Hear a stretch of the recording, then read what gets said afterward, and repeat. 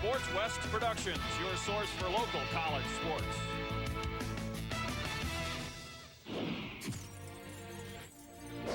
New Mexico doesn't want to dance. They want to demolish offense and defense. They want to pound you anyway on every play. The Lobos lead the Mountain West in scoring defense and total defense. When they have the ball, Dontrell Moore will have the ball. The junior running back's among the best in the nation. He is the Mountain West's all-time leading rusher. In Provo, there's a classic collision of forces. The Brigham Young University Cougars looking to deep six New Mexico with the vertical game. They've got the big gun quarterback and the twin turbo jets on the outside. Then there's the resurgent ground game, helping the Cougars run up an average of 38 points on this three-game winning streak.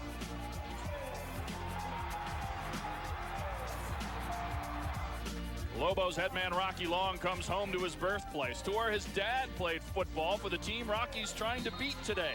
Gary Croton grew up here too. Now he's fighting to stay here. It's the Lobos and the Cougars next on Sports West.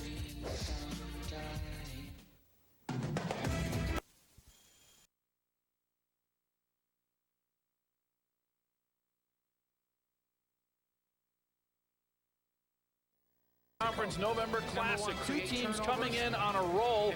Rocky Long's, there's Gary Croton. Okay, Gary Croton's Cougars have won 3 straight. Also, let's see, okay. Got that. Game.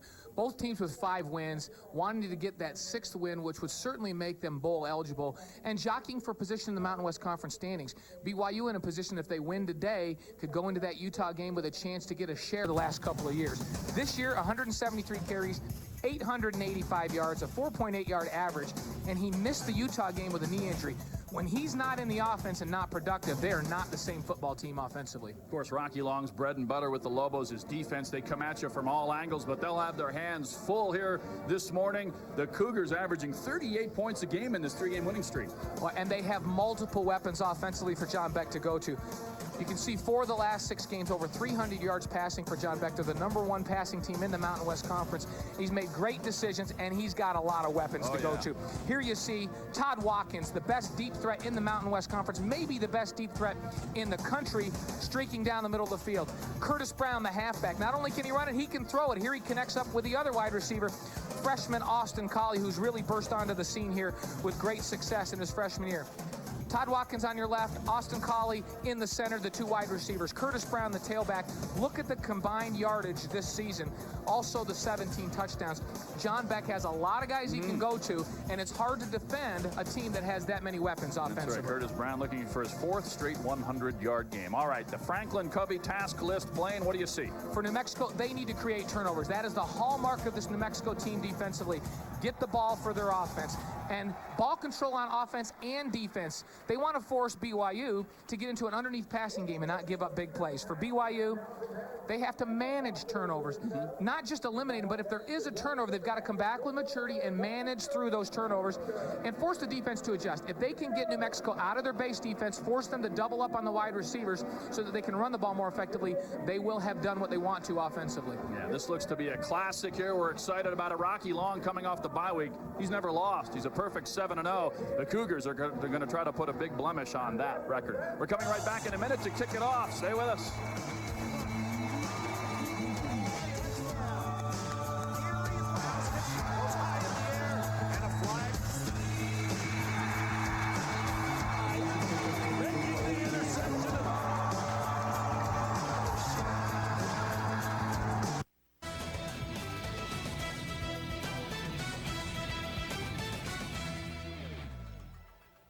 Welcome to LaVell Edwards Stadium. We're about ready to kick it off. Here's the series record, BYU leading. Of course, the Cougars last won in Albuquerque last year, and 2 years ago, the Lobos won here.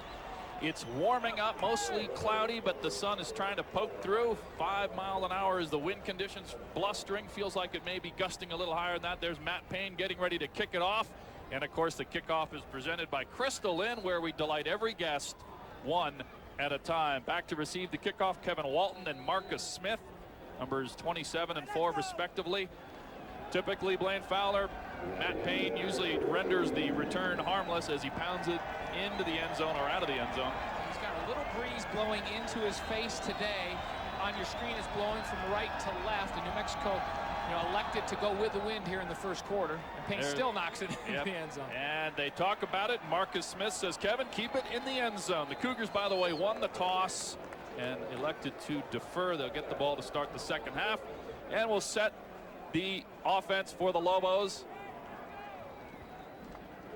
Let's look at the starting quarterback for the Lobos, brought to you by Palm One. Check out the new Palm One handheld devices at Franklin Covey stores or by visiting franklincovey.com. Cole McCamey, the last 3 games is the number you want to look at. He has done an awesome job. 52%, 308 yards, 3 touchdowns, and no interceptions playing. Well, he's managed the game better for Rocky Long. Rocky Long wants a quarterback that will make good decisions and not turn the ball over. Comes out throwing. Little crossing route underneath. He hooks up with Travis Brown, their freshman from West Covina. Brady Papinga coming up to make the play. Let's look at the starting lineup presented by Dex. You see the offensive line, the big replacement there, 69 Brian Humphreys, because Fred Tucker quit the team coming off the bye week. And the skill position players, Hank Baskett is the one receiver that has really stood out for Cole McCamey. And here's the pitch. There goes Dontrell Moore doing business. Short pickup. Brady Papinga again making the play. Sets up a 3rd and long, which the Lobos don't necessarily want. No, they want to be in situations on 2nd and 3rd down where they can have a legitimate run and pass option. Here's the defense for BYU. They play a 3-3-5. You'll see the same thing for New Mexico. A big physical group up front anchored by Mania Brown. And Brady Papinga at linebacker moved from defensive end. Jensen, the leading tackler. And watch Aaron Francisco at the Cougar back, the free safety. He runs the alley and makes a lot of tackles out of that Cougar secondary for BYU. 3rd and 6. Little come around. It's tipped up in the air. Almost intercepted. Oh, boy. Sean Newell almost had a pick 6 right there. They'll take it. The crowd starting to fill up Lavelle Edwards Stadium, appreciating that. 3 and out, just the way Bronco Mendenhall scripted it. Well, and Sean Newell made a good read. He came off the edge, and when he realized the play was coming back, he stopped up, set his feet, got in the passing lane, and jumped up and got a hand on that. Almost picks that off. That's a defensive lineman's dream to catch an interception and run it back for a touchdown. That indicates pretty good film study there. He recognized it right away. Tyler Goss in to put it in play here. And Bryce Mawika, number 2, back for the Cougars. Driving kick. Here goes Mawika. Has a move. Cuts it up across the 30 to the 35, out near the 40. Excellent field position for John Beck and the Cougar offense. And Bryce Mawika has been a real nice addition for Gary Croton's special teams. He's a return missionary. He's a freshman, a true freshman, and he's added some spark to that return game for BYU. Again, the Palm One Franklin Covey quarterback look. John Beck has really come into his own this season after the shoulder and toe injuries. He's healthy now for the first time. Didn't have a shot in his shoulder last week, and obviously put up big numbers. Checking off at the line of scrimmage. Curtis Brown behind him. They'll come out throwing. No surprise there. They're going to try the deep ball. Austin Collie down the sideline. Well covered. And that we'll be talking about all day. Gabriel Fulbright, stride for stride with arguably the best freshman wide receiver in the country. What's going to be interesting between Fulbright and Brandon Payne on the other side, trying to run with Todd Watkins and Austin Collie. Excellent wide receivers and excellent corners in this football game. Deck's offensive line, you see these guys have grown as the season has grown. They've enjoyed the new emphasis on the run, allowing these guys to go hit people. The skill players we talked about in the open, Watkins and Collie and Brown. And Daniel Coates has improved his blocking, but the receiving is down. They'd like to work him into the offense a little more. 2nd and 10. Here comes Watkins on the little bubble screen. Incomplete, flags down. Well, lots of flags. Could be an illegal formation as they lined up.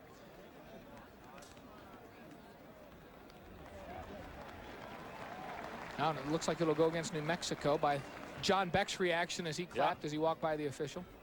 We'll listen to Terry Layden here. Tell us what happened. Offside, number 89, defense, 5-yard penalty, 2nd down. That's Nick Spiegel. Boy, and Nick Spiegel, the best player on this New Mexico defense, just because his heart is amazing. The guy goes full speed on every play, and he's anxious to get in there. Let's take a look at that defense. It also is a three-man front. Everroy Thompson, a big physical guy. Watch Fashola and Spiegel. Those two outside linebackers outstanding. And we already talked about the matchup with those two outstanding corners against BYU's wide receivers. There goes Curtis Brown slicing up near first down yardage. Looks like he'll be a yard or two short, presenting a 3rd and short. Charles Brown, the JC transfer from Shaw, Mississippi, coming up to make the play. Boy, Brown has come on as of late. He's kind of shared starting duties on and off with Art Haynes at that safety position, and Brown really getting comfortable there. He's got 30 tackles now on the season and a couple of tackles for loss. This is a very aggressive New Mexico defense. Play a lot of man defense, and they come after you with a variety of blitzes. 3rd and 1. A lot of things in Gary Croton's bag here. A lot of things he can do. And John Beck sneaks it across midfield into Lobo territory. First down, BYU. Was that a checkoff? Was that a sight read? You know, I couldn't tell. That is not something that you have seen BYU do a lot this year, and so unexpected. But when you're playing against great defenses, you can bet there's going to be some new wrinkles in BYU's offense this week. And when you give Dan Dodd, the offense coordinator for New Mexico, and Rocky Long a week off before a game, they're going to come up with some new wrinkles offensively and defensively as well. You'll see some new trick plays out of this New Mexico offense when they're there. Yeah, Rocky Long has had the better part of 2 weeks to prepare for all the things that John Beck and this Cougar offense brings to them. Little play fake. They're going to try the deep ball again. Back down. These two teams are 1-2 in the conference in sacks. There's Marcus Parker with his 5th sack of the season and the 28th sack overall for the Lobos. And that's the problem for John Beck. He's not going to have a lot of time back there. Well, and Marcus Parker, they run a little stunt, and you see he was supposed to be picked up by Curtis Brown, the running back. Instead of squaring up and hitting him in the numbers, ducked down and tried to cut Marcus Parker. Parker is a very active nose tackle. A lot of teams, their nose guard, nose tackle, just sits there and ties up other players. This guy gets after it. He's got 7.5 tackles for loss, make that 8.5 now with the sack. Sets up a 2nd and 18 now. Again, Beck, not a lot of time. He's going to run it. And he's picking up yards and goes down. Picked up about 13, maybe 14. Charles Brown comes up to bring him down. And that's another area where John Beck has gotten better in a year's time. Last year, he would give his body up. He'd run out there, I guess thinking he was still in high school, because he would get smacked, and he suffered through a number of injuries. In his maturing process, he's making better decisions, and this is a good decision. You go down, you get what you can get, you get down, and you come back to lead your team on the next play. He's really improved in that area. 3rd and 4. He picked up 14 on that scamper. Big play for the Lobos defense. Little out route, wide open. Watkins knocked down, but not before he picks up a first down. Again, you see the respect out there, the cushion that's given him by Jarrell Malone, the backup corner. Gave Watkins a healthy 10 yards. I'm telling you, if I'm out there covering Todd Watkins and I don't have help deep, now this time he had help deep because they were playing his zone that time. But if I don't have help deep, I play off the guy. You play off of him because he is so good at getting behind you and coming up with big plays. You come up and make tackles. You force BYU to move the chains a little at a time and don't give up those 70-yard bombs that BYU's been able to get this year. With that pickup, Watkins becomes the 13th 1,000-yard receiver in Cougar history. And back again on the go and wrapped up and brought down. You see the Lobos so active and quick up front. Michael Tui on the sack there. He now has 3.5 sacks. 2 sacks already here early in the first quarter. Well, and the two things that New Mexico does defensively, first of all, they're very quick. They're not big on the D-line, but they're quick and they get after it. They bring a variety of blitzes, and they do such a good job of mixing it up in terms of blitzes that they create confusion for your offensive line, for your backs they're supposed to pick up in protection. They've done a great job of it. Rocky Long's done it for a number of years. Sets up 2nd and long again, but the Cougars just picked up a 2nd and 18. First down, so we'll see what they do here. They'll try Brown again, and running up against the Mountain West Conference best run defense. Very little right there. Mike Mahoric, the former walk-on, and both teams' defenses are littered with guys who are former walk-ons who have risen to be great stars. One of the best on both teams is you'll see on the Lobos offense, Ryan Cook, one of the best centers in the country, walk on. Rocky Long, Bronco Mendenhall, they love the attitude of the walk-on, don't they? Well, they do, and these teams, both teams' defenses are built on effort, fanatical effort, and so a walk-on that's willing to give the effort has a chance to play for both of these teams on defense. 3rd and 17. Beck with plenty of time. Throws it out, it's short. Watkins wrapped up, here comes the flag. And it looks like they're gonna get Brandon Payne locked up in coverage. Well, and the tough thing, when you're covering Todd Watkins out there and Brandon Payne, these two corners for New Mexico are two of the best in the league. Brandon Payne at the left corner and Gabriel Fulbright at the right corner. But with Watkins, you're so worried about him going deep, and on a 3rd and long like that, you're trying to get deep. When he goes to break back to the football, it's a battle. And both of those guys were battling for position. It looked like Watkins had his hand on the DB had his hands on the. So I'll be interested to see what this call is. There is no foul in the play for pass interference. 4th down. Well, that's interesting. Somebody threw a flag with authority in from the defensive secondary. Perhaps what were they thinking, it was uncatchable or something? Well, I think maybe somebody came that had a better view and said, hey, these two guys were both battling each other. You know, I saw it as maybe offensive pass interference. You saw it as defensive pass interference. What do? You wave it off. The ball was not well thrown, and they were both battling. That's probably a good call there. All right, Matt Payne coming on. The punt leads the conference. Better than 45 yards a kick. Back to receive, Daniel Ramirez from Muleshoe, Texas. Look at that kick into the end zone. Not a lot on the net punt. And so the Lobos come out, do a good job. They hold the Cougars when it looked like the Cougars were driving. We're scoreless. We expect this to be tight and low scoring. Stick around.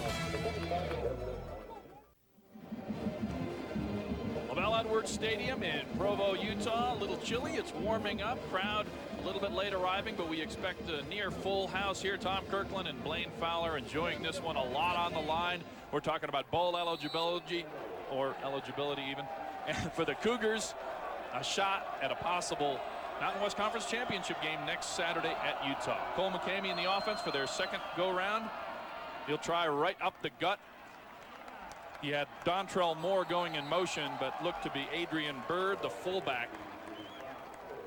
D.D. Cox, the backup running back, getting some time. They're getting that carry. Boy, Cox is a guy that can come in. He's a good chance. Dontrell Moore, even though he has power inside, he would rather break it to the outside and get to the perimeter and use his speed. D.D. Cox is a power back. He's an inside runner, a slasher that likes to just get north and south and just put the pads on you, dish out some punishment as a running back. So he's a nice change-up back and gives Dontrell Moore a rest from time to time. Ran for more than 600 yards, scored 7 touchdowns last year. Now McCamey tries the middle, gets a little bit, but he's wrapped up by Cameron Jensen and Brady Papinga helping out. You know, Cole McCamey, he is a player that has some great physical skills. He's probably quicker than Casey Kelly, the former New Mexico quarterback, was. Runs the ball a little better. Actually has a little bit better arm. Where Kelly was better at the end of his career. He was a very accomplished quarterback in making reads and checking off and making good decisions. I think McCamey, as a sophomore, has tremendous potential to flourish in this New Mexico offense. Bronco Mendenhall said, yeah, this guy has potentially is a better quarterback down the road than Casey Kelly. Kelly made a lot of great decisions for the Lobos over the years. And there's a 3rd down pass, knocked down, and once again 3 and out. So Aaron Francisco on that play, and the Cougars couldn't ask for any more. A couple of 3 and outs, and they'll get the ball back. Yep, and working to try to get the ball to his favorite target, Hank Baskett, on a curl route. If you look where Baskett threw that route, he was 2 yards short of the first down. If he catches that and gets tackled, there was good position by the defensive backs, he wasn't going to have a first down anyhow. He needs to take that route another 2-3 yards up the field and get past the first down marker. Tyler Goss ready to pound it down to Bryce Muica. Cougars already have 1 block punt for a touchdown. Did that at Air Force. Goss puts a foot into it, short. And Cougars once again, great field position at their own 40-yard line before the Lobos can down it. And we are still scoreless. We may be saying that for a while. John Beck's going to try to change all that.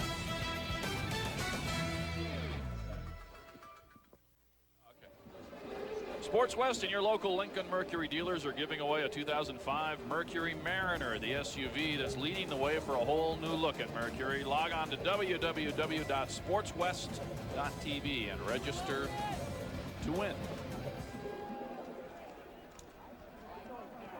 John Beck and company moved the ball a little bit before sacks took their toll. A couple on their first possession. Throws it out wide open. What a move. Jason Kukahiko looking for the middle into Lobo territory inside the 45 before he's wrestled down by a whole pack of Lobos. Picked up almost 20. And I don't know if you noticed at the end of the play, Kukahiko really covers the football up. You know, in past weeks when BYU receivers have caught balls, I'm thinking back to the game where they played UNLV. They get in the open field, make big gains, and get the ball knocked away. Now, New Mexico looks to strip the ball. Yep. Look how he covers that football up with two hands, gets what he can get, and not fight for extra yardage. And BYU has coached that in the last 4 or 5 weeks. 16 yards on that one. And John Beck checking to a different play. Curtis Brown 7 yards behind him. And they'll try him up the middle. Picks up 3, maybe 4, up against the heart of the Lobos defense. Running against Michael Tui and Marcus Parker and Everoy Thompson. And there's Krishon Harris who comes up. And that defensive front for New Mexico typically doesn't have great big defensive linemen. And that's one of the reasons they play this 3 front. You look at them, they're 240, 269, 247. That's not a big group in today's college game. They have great quickness, and they play a lot of gap defense where they're blitzing, and they do a good job. You don't have to be giant to play in this defense and be successful. There goes Brown again, looking for room, and he has it inside the 40 and then stopped. Josh Bazinet making the play for the Lobos. Voted special teams player of the year by the team last year. He's one of the captains. And that's one of those former walk-ons you talked about. He's a scholarship player now, but a former walk-on. And coaches say he's the most dependable defensive back. He's always in the right spot. He knows where he's at. He's number 3 on this team in total tackles. He has 64 coming into this game in interception. So he's a guy that gets things done back there and rarely makes a mistake. 3rd and 4 for the Cougars. They're 33% on the season converting 3rd downs. A key one right here. Back, plenty of room. First down yardage and then some. Inside the 30 and wrapped up from behind. Inside near the 27-yard line. Mike Mahorek finally tracked it down. In New Mexico, you can see they get out of the rush lanes. When you see 90, Marcus Parker, the nose tackle, spun to the left and opened up a big lane for John Beck. Beck immediately saw that, knew what he had to get for a first down and cut it up. Then covers up the football and gets down. Mahorek has to make the tackle coming from behind. Now that John Beck is a little healthier, Gary Croton a little bit more willing to let him go ahead and get out there and run.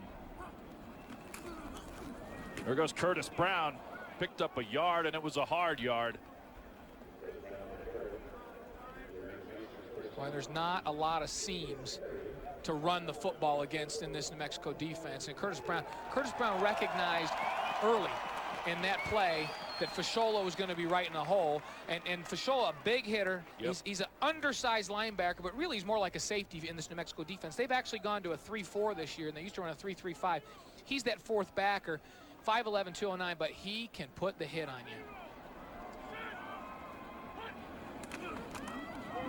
Beck flips it out to Kyle Watkins, and he drops it. Looked like he had some room to roam, and he had big Jake Caressa, number 73, out there looking to clear some space for him, but it drops on the turf, incomplete. Boy, and Watkins, watch as he takes his head and looks upfield. You always say, don't look upfield. Now, he was looking up to see where the defenders were coming from, took his eyes off the football and didn't make a clean catch. That's why he dropped it. First thing you have to do as a receiver, you've got to catch the football. Yep. 3rd and 9, or else we'll look at another Matt Payne long field goal. Cougars converting on 3rds.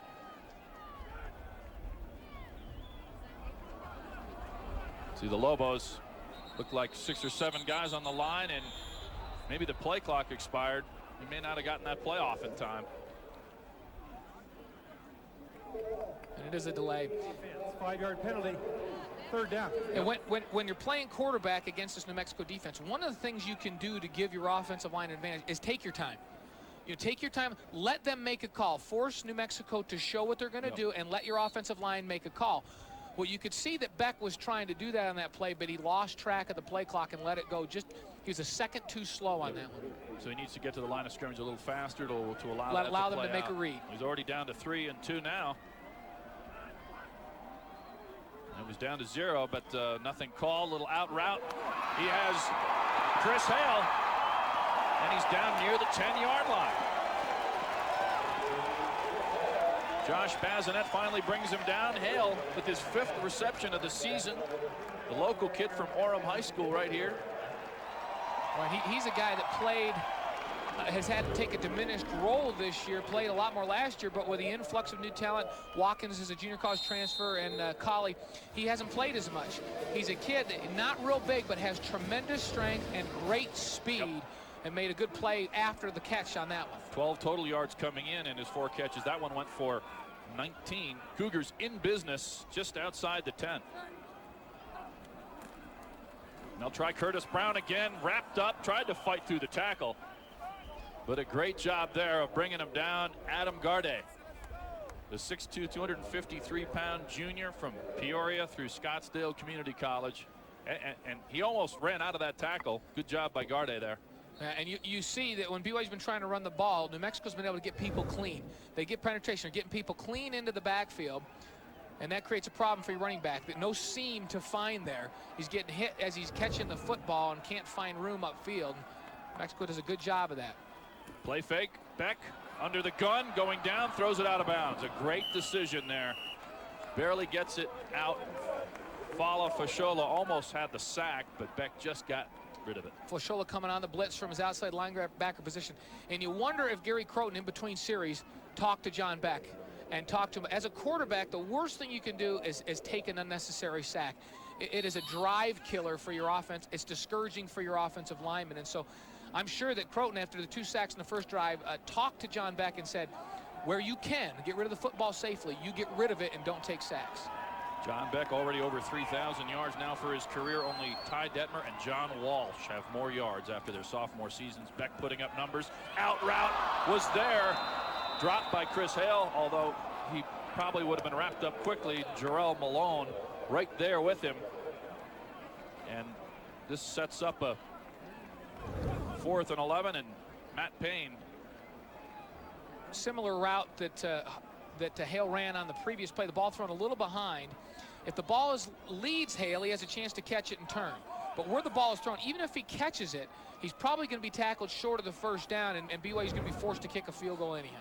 Okay, here comes your Mountain West Conference all-time leading field goal kicker. What are they doing? There's a man wide open. What a play. Matt Payne, touchdown.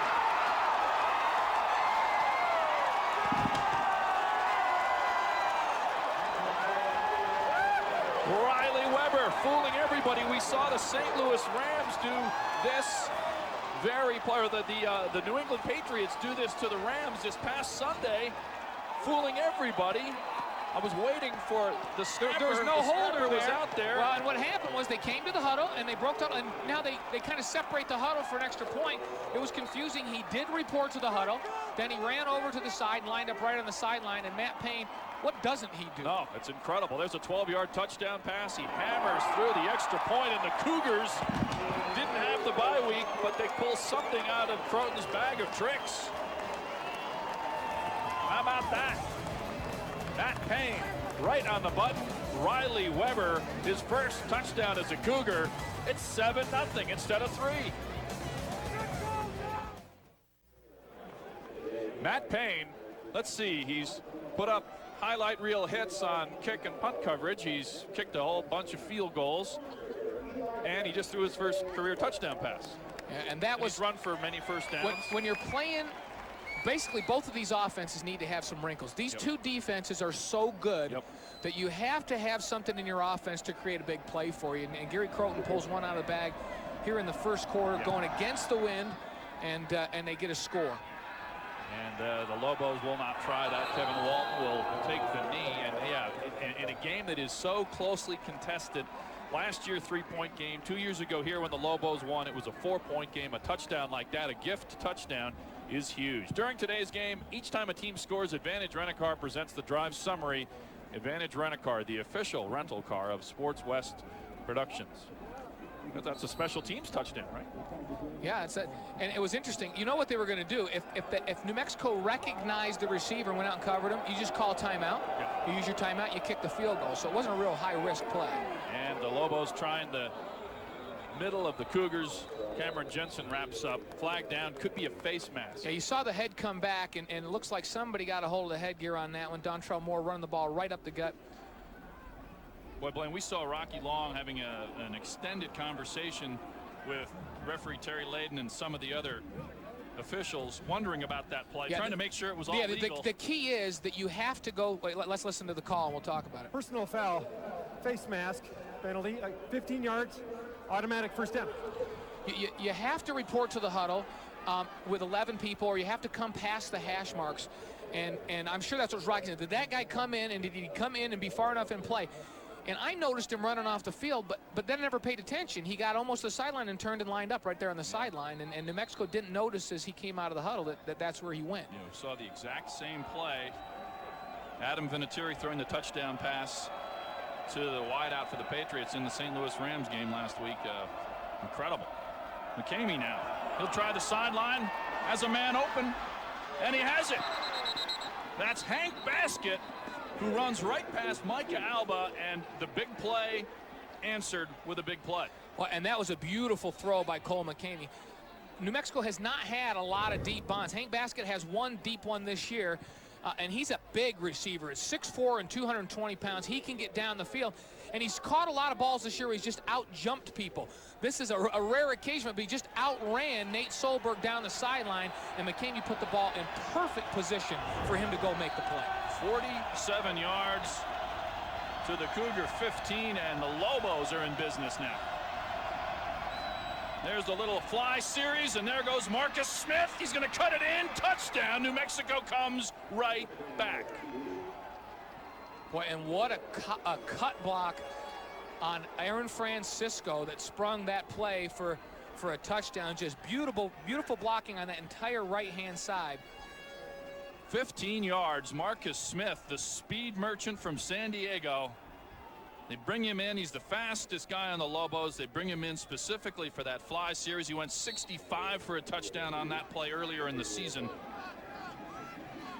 And you saw it right there. Once he turned the corner, he was in. Wes Zunker now will try to tie this thing up. Well handled there.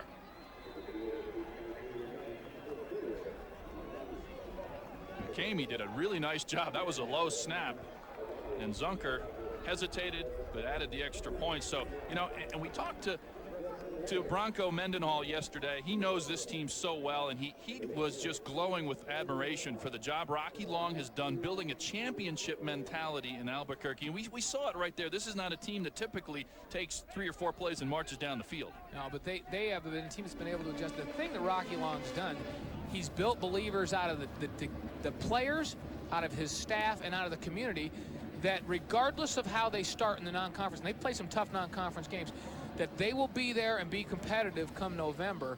And they've been one of the strongest finishing teams, and I'd say the strongest finishing team in this conference since the Mountain West Conference has been formed. They've been really good, especially the last 3 years, late in the year. Yeah. Fans warming up a little bit, red and blue alike. A lot more blue than red, but there probably are some Lobo fans cheering on Rocky Long's gang as they try to make it 3 straight bowl appearances, which has never happened in New Mexico. They're 1 win away. They have this one and 1 more home game against Wyoming next week. Well, and you mentioned that New Mexico's not a team that typically has 39-second drives. Right. Well, they do, but they do that when they have short field and take advantage of creating turnovers. Rarely do they go 80 yards in 39 seconds, but Hank Baskett with a nice route and a perfect throw by Cole McCamey set up that fly sweep. Zunker will put it in play. Their kick cover is #1 in the conference, kicking it off to the #1 returner in the conference, and that is Bryce Muika, averaging 25, turning the corner. Picked up about maybe 20 on that one. He took it a couple of yards deep, and they didn't quite get to the 20. Lincoln Mercury is the proud sponsor of today's scoreboard. Experience the ultimate in luxury and performance and test drive a Lincoln or a Mercury vehicle today. Now we'll see what John Beck has cooked up. Well, and one thing, the quick touchdown did change field position. BYU in the first quarter has had excellent field position. This is the first time they've had to start deep in their own territory. Their own 18. For the first time, Fa'u Tahi behind John Beck. He tries it, cuts it, has some running room, plowing over people. Up, pick up about 6 or 7 yards. Big Tahi runs into Mike Mahoric finally, who brings him down. Fa'u, 6 foot, 230-pound junior from West Valley City. Averages just shy of 4 yards a carry. It does have 5 touchdowns on the ground, part of this resurgent Cougar ground game. Well, he's a good cutback runner. He's always got that eye looking back to the backside to see where he can find a cutback lane, and he did a nice job of us picking his way back through the defense on that play. Ran out of the arms of Kyle Coulter to pick up 9. Play fake. There's again, Todd Watkins, maybe with an eye on Brandon Payne, who was right in his hip pocket. Todd puts it on the ground. You know, and the scouting report on Watkins is not that he's a ball dropper. They talk about how unusual he is as a wide receiver. You get a lot of guys that have his kind of speed that are deep threats, and the knock is always, if they don't run good routes and they don't have great hands, they're just speed merchants. This is a guy, the scouting report says, not only can he get deep, but he has excellent hands, and so that's unusual for him to drop back-to-back quick screens. 3rd and 1. Josh Bazinet sneaking up. And here they come. Beck flips it out there to Ty. He has it. Nice catch. Great hands. Puts it on the ground. It's a free ball. Who has it? They say the Lobos. I thought they may have ruled Tahi down, but another turnover. And here's one of the best teams in the nation at turning it over. Nick Spiegel comes away with the fumble recovery. And New Mexico's notorious. When they get the football, they come on trick play. Now let's watch. Beck throws it out, makes the correct read. Fa'u Tahi with a forward lean, and let's watch. No, the ball came out before he hit the ground. Watch the strip coming in from the outside. Brandon Payne, watch. Right there, boom. See him hit the ball and it comes out? That's the right call. And watch for some type of big play, because New Mexico likes to follow up their turnovers with trick plays and quick scores. The 15th takeaway in their 6th Mountain West Conference game, and there goes Dontrell Moore running over people inside the 30. John Burbage, another former walk-on. Big play of the quarter presented by Xbox Live. It's good to play together. Here's the Xbox big play. Blaine. Right, and this is the touchdown pass on a trick play from Payne to Riley Weber. Fooled everybody in the stadium, including us up top. We had the best view of it, and that's the big play of the quarter. Of course, the Lobos have answered with a couple of big plays of their own. McCamey, plenty of time over the middle, looking for basket. Did he have it?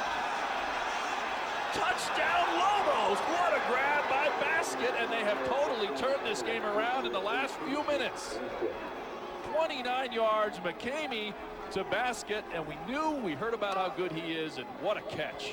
Well, and not only is he 6'4", 220, he's a track team member that's one of the best high jumpers in the West. He high jumped 6'11". Won the Mountain West. So the guy can go up and get the football, and he did that on that one. The ball was a little high, and he just went up and climbed the ladder and got it.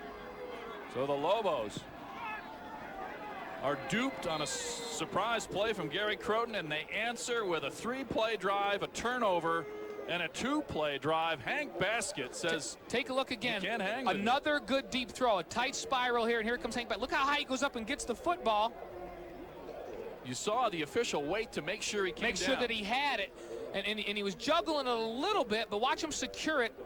He goes up, comes down. You only have to get 1 foot in, and he had it pinned against his shoulder pad and brought it down. But the key is, he's the only guy in the field that could have caught that football. He's the only one on either team that would have made that catch, because he's 6'4", and he had to elevate to go get that.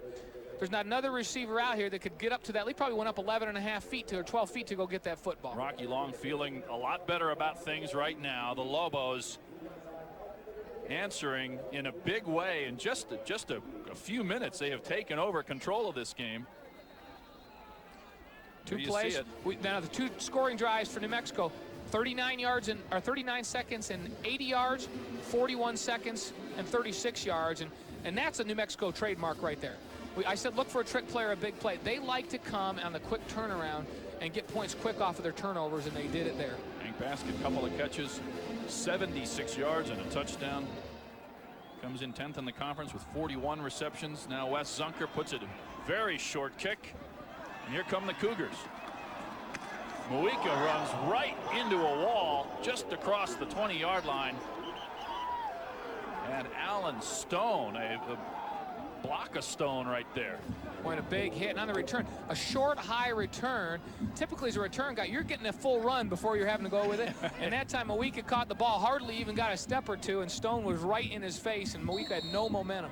Hey fans, log on to www.sportswest.tv for your chance to win a golf vacation at Thanksgiving Point, including a week's worth of golf and lessons at the Johnny Miller Academy. Still can play golf, a little chilly, but you can get out there. Beautiful course. With sweatshirt, gloves, and a hat. Right. So now the Cougars with a little bit of urgency. The flip out there to Austin Collie, gets his hands on the ball. Nice moves inside across the 30. First down, Cougars. Now, I watched some film of Scott Collie, or Austin Collie, when he was a high schooler. And the thing I was most impressed with was how many people he makes miss after he catches the ball. He's an outstanding open field guy.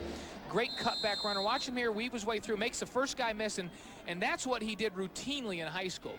Get out there, make 2-3 people miss, and come up with big plays on short throws. Already holds a Cougar record for freshman touchdowns. He's got 7 of them for receiving yards as well.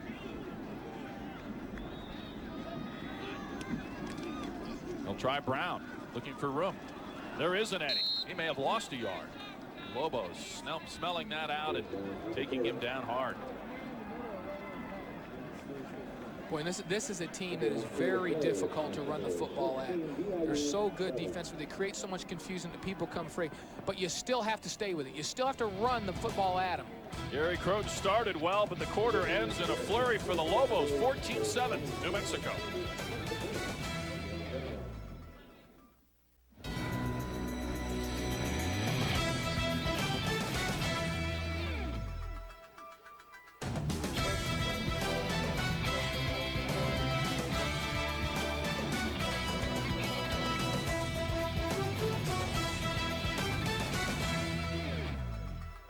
We're back. John Beck pump fakes. He's going to try the home run ball down the field.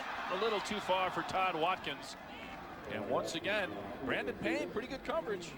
Well, and they know, they've got the scouting report. Yeah. They're going to stay deep, take an extra step, more likely to give up a curl or a comeback, but that's okay. You don't want Todd Watkins. He's going to catch some balls underneath. You just don't want him to burn you for that 80-yarder or that 70-yarder that's such a backbreaker. Hey, good help over the top that time as well. The safety coming over for Scholler to try to help him out, running over the top, and did a good job. 3rd and 10. So this momentum has certainly shifted here. Now the Cougars back on their heels a little, and the Lobos defense starting to dictate here. Plenty of time for Beck, throws it out, and it's intercepted. It's off the hands of Kukahiko and Gabe Fulbright. What a reaction. Well, he came up and it just kind of fell into his hands as he was trying to break to make the tackle, break into the upfield hip like you're taught to do, and a flurry of drop balls by the wide receiver. John Beck's doing his job in this football game, and his receivers, Todd Watkins with 2 drops, and now here with an excellent throw from John Beck to the outside. Take a look at the throw. It's right on the money. It's close to first down yardage. He gets it out there. Should be an easy catch. The ball pops up. Fulbright, great reaction time there, and New Mexico with another short field. Turnover margin the last 4 games for the Lobos, 12. Make that 13-1. Big play. There's Spencer White blowing in and taking care of that play. Marcus Smith had no chance. Well, and the perfect call, and Spencer White, what a great story he's been for BYU. He's a walk-on that has worked his way up, moved over from corner, and the perfect defensive call. As you take a look at the first quarter stats, perfect defensive call, puts the outside, the strong safety blitz right in the face of that sweep. Let's look at the first quarter stats presented by Dodge. Grab life by the horns. You see the big number not shown, turnovers. And that was the biggest thing in that first half. And Big plays for New Mexico offensively. 2nd and 15. The toss. Dontrell Moore in space. What a move there. Spins right around, keeps running forward. And Micah Alba with a little bit of help from Spencer White as Moore gets a chunk of that back. Well, and the key to that play being successful, a good pickup on 2nd and long, is the downfield blocking.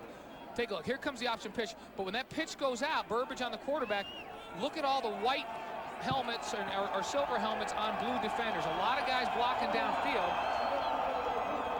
Take a look at the blocks downfield, just creating a great scene for Dontrell Moore, and he made a nice move on Aaron Francisco before Alba comes in and makes the tackle. But a good pickup and now a manageable 3rd and 5. All right, Lobos calling a timeout. Dontrell Moore trying to add to the lead.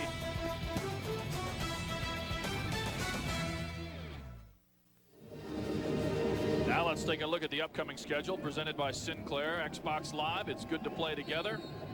There you see what's remaining for New Mexico, the home game with Wyoming. For the Cougars, that big one at Utah that could be for the Mountain West Championship. Have to rally here. Jamie, great protection. Out route has his man Moore, 1st down.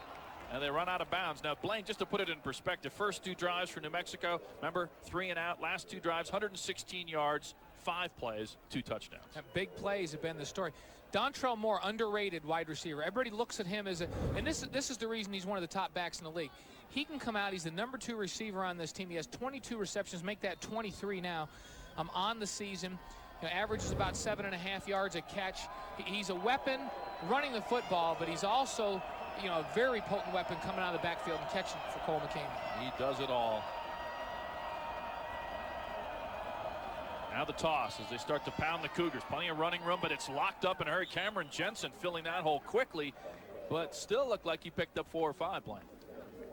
Well, New Mexico doing a good job cutting the outside people for BYU. You go down and say cutting, taking the legs out from under and attacking those defenders. They've done a nice job of that.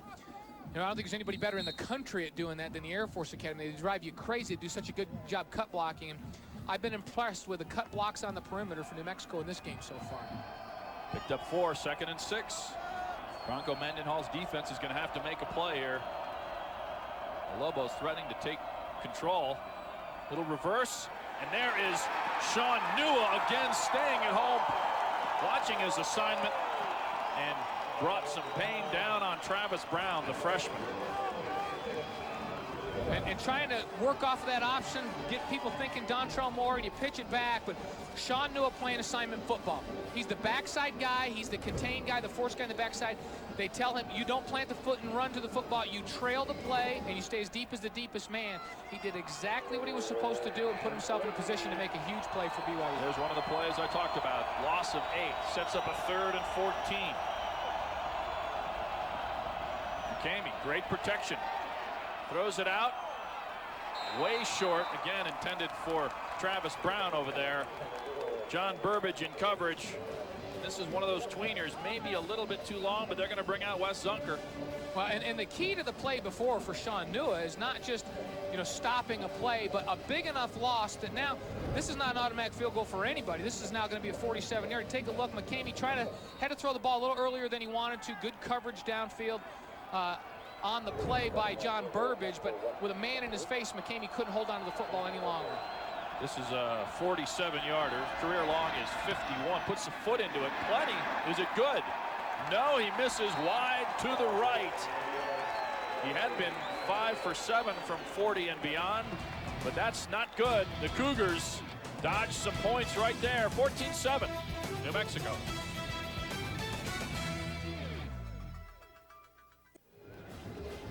You can save more than 13 cents a gallon with the new Sinclair Platinum MasterCard. Applied today at any Sinclair station.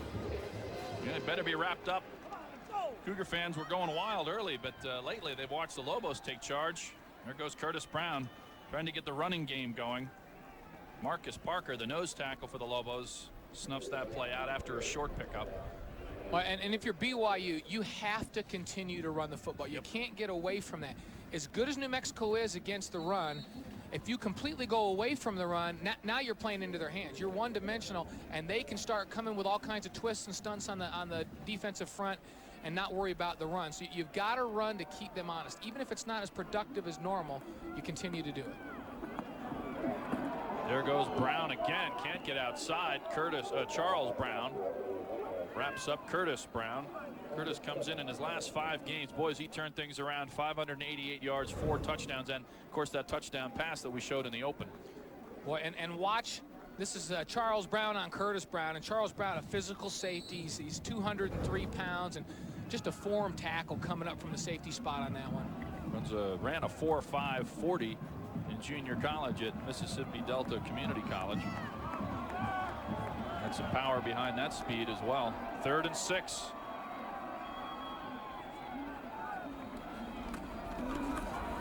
Beck throws it out, has Brown, but I'll tell you what, the Lobos, 5 or 6 of them all around there.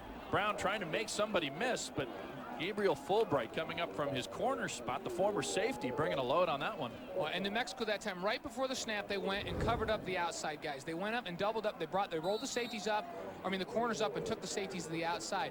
When that happens, you either dump it to your back or you find your guy down the middle of the field. And he had an inside receiver that was open down the middle of the field, immediately threw the ball out to Curtis Brown, and well covered by New Mexico. They got to the perimeter quickly. Matt Payne puts the foot into it, gets it to turn over, drives it back.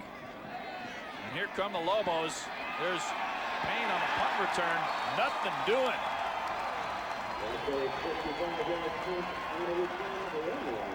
And the Lobos buried deep in their own territory. Well, and Chris Hale coming up with a big play on cover team. But Matt Payne does a tremendous job for BYU of helping them with their field position. There's just another example of that. A booming punt with great hang time allows the cover team to get down and do it, and they covered it well. Today's Sideline Cam brought to you by Delta Airlines, the official airline of Sports West. Gary Croton feeling better about the situation now. And Matt Payne once again buries somebody deep. That's the 21st time he's put a team inside their own 20-yard line. Another chance for the Cougar defense to make a play. Meantime, the Lobos have a long field to go. Here comes Smith again. They fake it. They toss it to Dontrell Moore, trying to turn down the sideline. Short gain. I say short gain. It looks like 5 or 6. Michael Marquardt makes the play. Red Hanger, the official dry cleaning company for Sports West. Let Red Hanger show you what they can do for your clothes, too. If you're a receiver at New Mexico, you have to block downfield, and you take a look. That's a no-gain play if you don't get a good block out of your wide receiver. And Hank Baskett came down that time and made a nice seal block on the strong safety, and it becomes a 5-yard gain on first down because of that block. Inside 10 minutes to go in the first half. McCamey, quarterback draw. Nothing doing there. Cameron Jensen smelled that out and wrapped up McCamey. Loss of a couple. Boy, Cameron Jensen has been a real rising star for BYU this year at that middle backer. He leads this team in tackles, coming into this game with 83. 10.5 tackles for loss. He's coming on the blitz. Watch him feel the pressure. He's thinking quarterback draw, spins back to the inside and takes away that lane. The lane was there for a half a second, and Cameron Jensen closed it in an instant. Bronco Mendenhall trying to make it 3 and out again. 3rd and 7. 4 receivers, lower part of your screen. Peculiar set there. McCamey under the gun, and he's knocked down. They're going to throw a flag.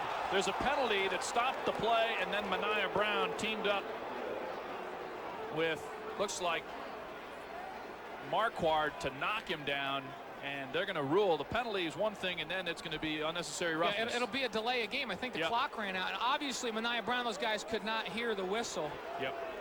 And continued playing on, and so it'll be interesting to see what happens here.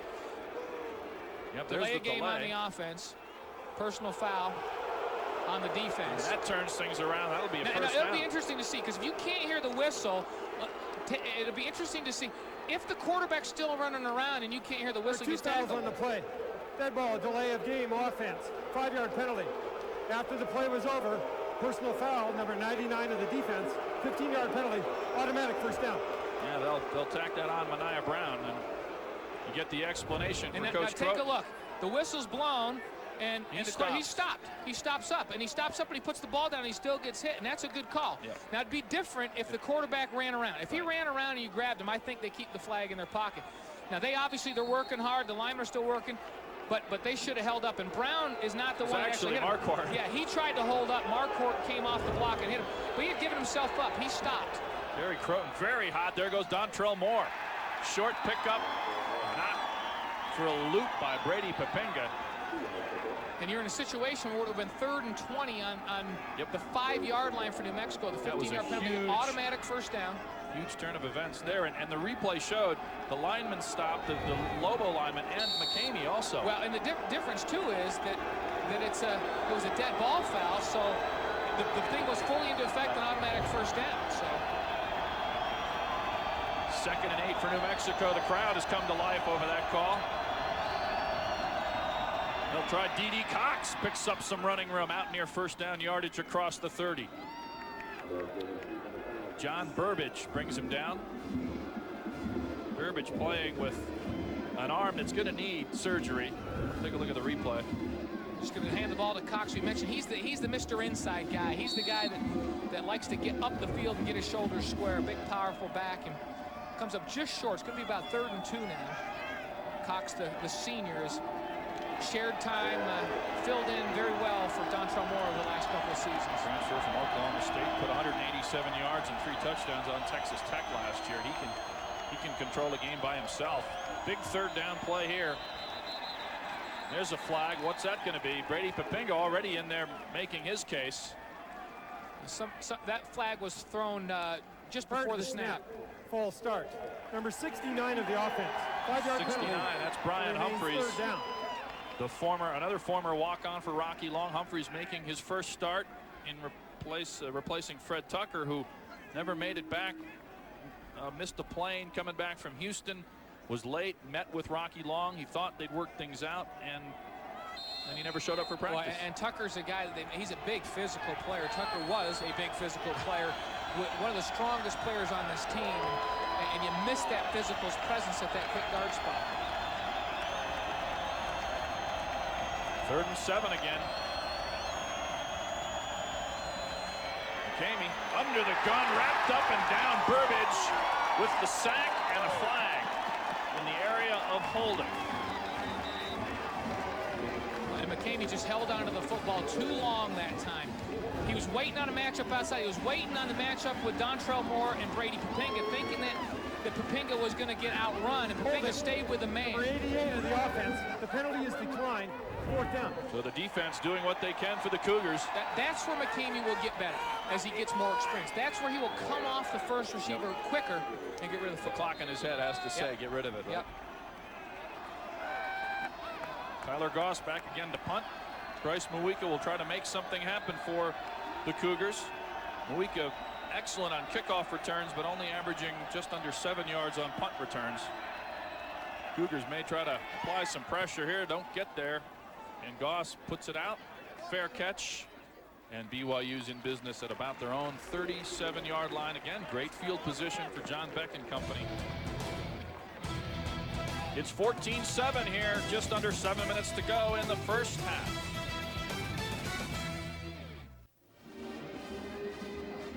Yeah, it's snowy up there at the top of the Wasatch Front. LaBelle Edwards Stadium here in Utah. A little chilly for the Cougar offense of late. They had the trick play touchdown on the fake field goal, and from then on it has been all Lobos with the turnovers and a couple of touchdowns. They'll try Tahi right up the gut. Still going. Picked up about 8. Again, Tahi finding that cutback lane. And typically, New Mexico does a good job of closing that down with their quickness, but he's been able to find a couple of times in these last few drives a little bit of a cutback lane. Co-captain Nick Spiegel finally bringing him down. Spiegel, a great story, leading tackler. What seems spin out, fanatical effort is the 2 words that describe Spiegel best. He continues relentlessly go to the football. Bronco Mendenhall told us a great story. He recruited Nick, went right over there in Albuquerque, offered him a scholarship. Nick said, really? And then his family, they all cried. Nobody else recruited New Mexico was the only school that recruited him, and he's been proving them right for the last 4 years. Tahi trying to get around the edge. No way. Lobos wrap him up. Mike Mahorek, among others, setting up a 3rd and short.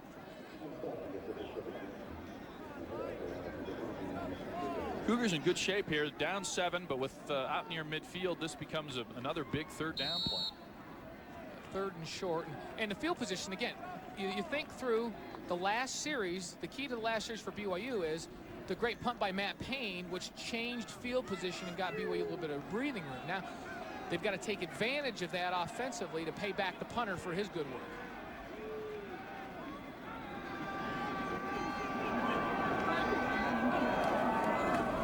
Play fake, Beck rolling.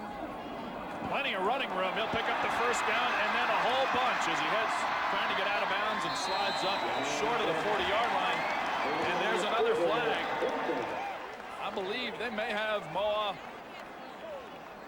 Peoa on a after the play block. Let's see. It was in the area. Now, it'd be, if it's a dead ball, they'll get the 1st down and that'll be a 15-yard penalty. If it was during the play, then it'll come back and BYU will have a 3rd and long. It was bang, bang. He went down, and then I saw the flag go out. As Peoa lit up one of the Lobos. Let's listen. After 1st down was obtained, personal foul, number 44 of the offense. 15-yard penalty, 1st down BYU. Okay, so it came after the play. After the play got down to the ground, they have a 1st down, and so they'll take a 15-yard penalty, put them back where they were basically, but they'll have a 1st down where they were at the beginning of this drive, and it'll be 1st and 10. So Beck's gonna come out to the left, find a seam backside, and he does exactly what he's supposed to. He gets the 1st down, he runs down, and he slides. Now, when he gets down, boom, that play is over now. And then what you can't see on the screen is when he slid into the ground, Moa Peoa made a hit on the backside when the play was done. Right in front of the official, which was unfortunate for him on that one. Caught red-handed. John Beck pump faking. And there's a bump and there's a flag. Looks like Rod Wilkerson was bumped off his route. And they're going to get Jarrell Malone for that. Pretty blatant right out there down the sideline. Yeah, and Malone did what you're supposed to do. It was a hitch and go or out and up kind of a route, you know, where you make a break, the quarterback pumps it and you go. And you teach your defensive backs, if you're out of position, you give the guy a chuck. You hit him to throw him off his route. The problem was the ball was in the air when he made that chuck. So he did the right thing. It was just a little too late on the play. Pass interference, number 19 defense, 15-yard penalty, automatic 1st down.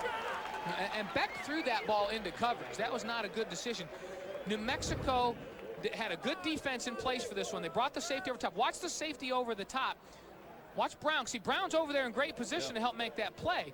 Now, Wilkerson's not anywhere near the football because he was hit just as the ball was coming out of John Beck's hand. But still, a ball thrown into traffic, good coverage call on that play, took Wilkerson away.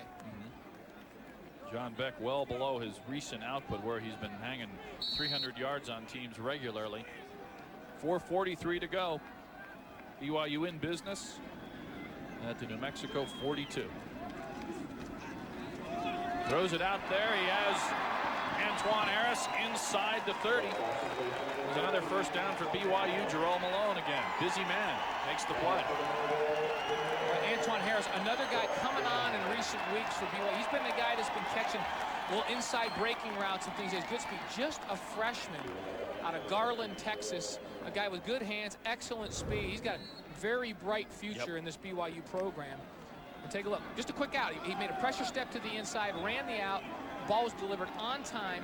When we throw the ball on time like that, it takes away a lot of the success of the blitz defensively. Tahi by himself behind Beck. Flag down. Let's see what it is. Looks like a delay or a move up front.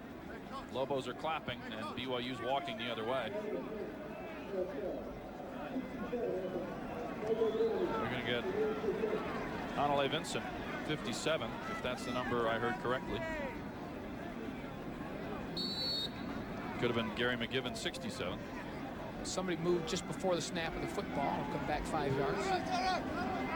A lot of mistakes on BYU's side of the football in this 1st half. There's the reverse with Colley. Wrapped up, nothing doing, cuts it back. What a move, has moved down the sideline. Look at Austin Colley go. Well, he ran about 40 yards to pick up 3, but he saved a big loss. That was a lot of work for a short gain by Colley, but you're right. it's more of a gain than you think, because he turned a 10-yard loss into a 5-yard gain. So all of that nifty footwork. And I talked earlier about how good he was in high school in the open field. Excellent play that time on the defensive side for New Mexico. all over Coulter read that, and Colley comes back and makes a big play out of nothing, out of a 10-yard loss, and it ends up being a 7-yard gain, actually. Runs into Mike Mahorek with the big hit. 2nd and 8. Here come the Lobos. They throw it out to Tahi. Nice cut inside the 25. Sets up a 3rd and short. Trishon Harris, one-on-one out in space, made a good play. Well, and Beck on this series of getting rid of the football quicker. He made a quick read that time. Gary Croton told us that he's really come along in his reads. He's making excellent reads. And you see him come out, makes the read downfield, immediately off to the back, and you get the ball to the back quickly, and he has a chance to have some space to make somebody miss. And he made the first guy miss, and turns us into a 3rd and manageable at 3rd and 4 or 5. Peawa and Tahi, they'll try the play fake to Fahu. Beck, plenty of time. Now runs out of time. Flips it out there, and it's thrown way over the head of Fahu. Tahi John Beck trying to make something out of a deep ball. They were trying to free Todd Watkins, and instead of picking up the 1st down, here comes Matt Payne with a chance to tack on 3. It'll be a long one. Well, and the protection was there, but the coverage was excellent in the secondary for New Mexico. And I don't know if you heard it on TV, you can hear a ooh right at the beginning of the play. Moa Peoa came up and just made a pancake block on that play as they made a little play action fake, and that's why the crowd went ooh, knocked somebody right on their back. Matt Payne from 43, trying to add to his NCAA record. He missed. Both kickers today 14 wide straight right. from 40 and beyond, and that streak ends. It's an NCAA record, but Gary Croton comes away with nothing.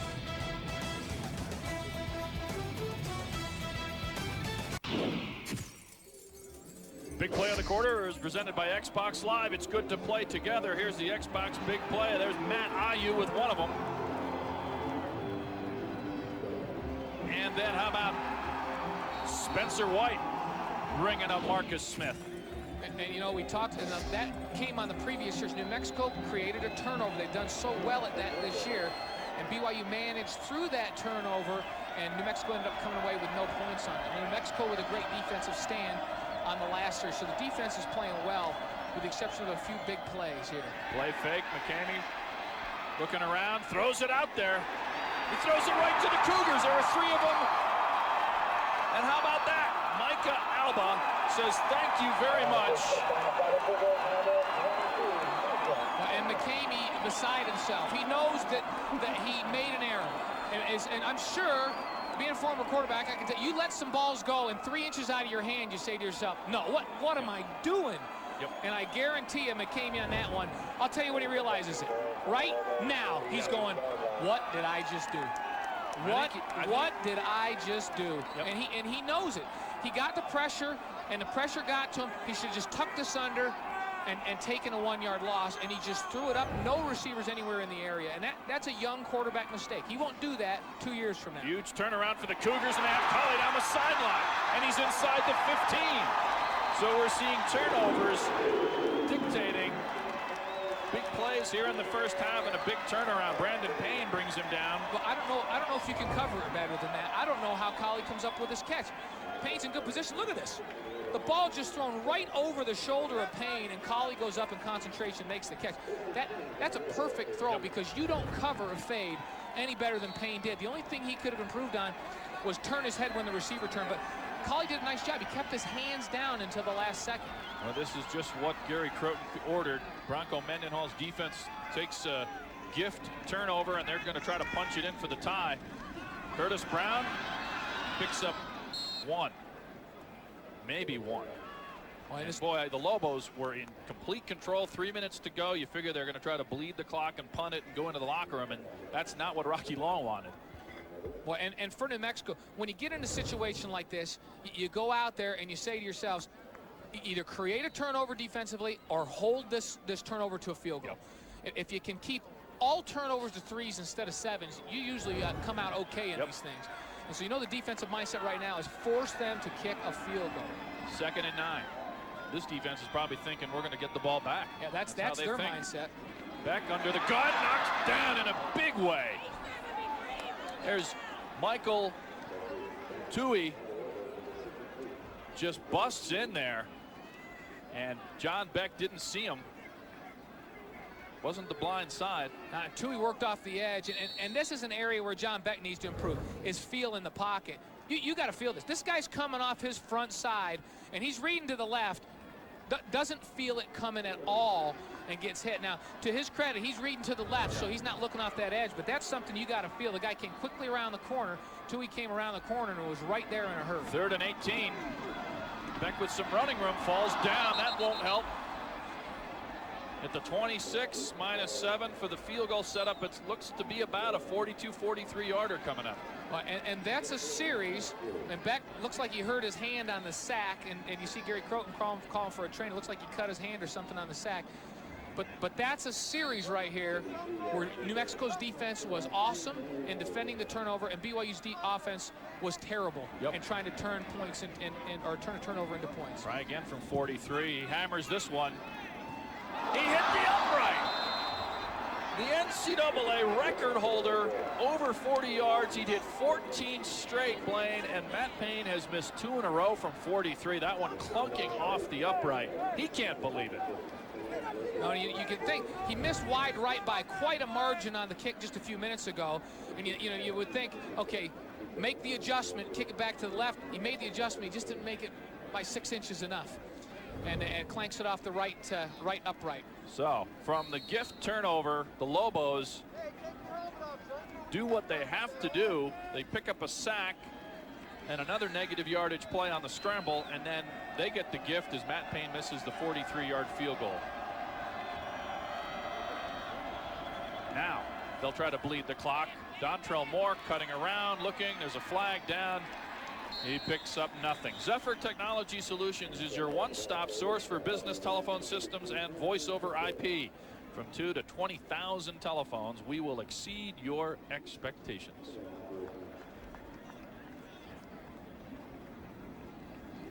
I would say the Lobos head into the locker room here feeling pretty good about how things have they had out. some big. I think both coaches have a lot to talk about. Yeah. Holding number 63 of the offense.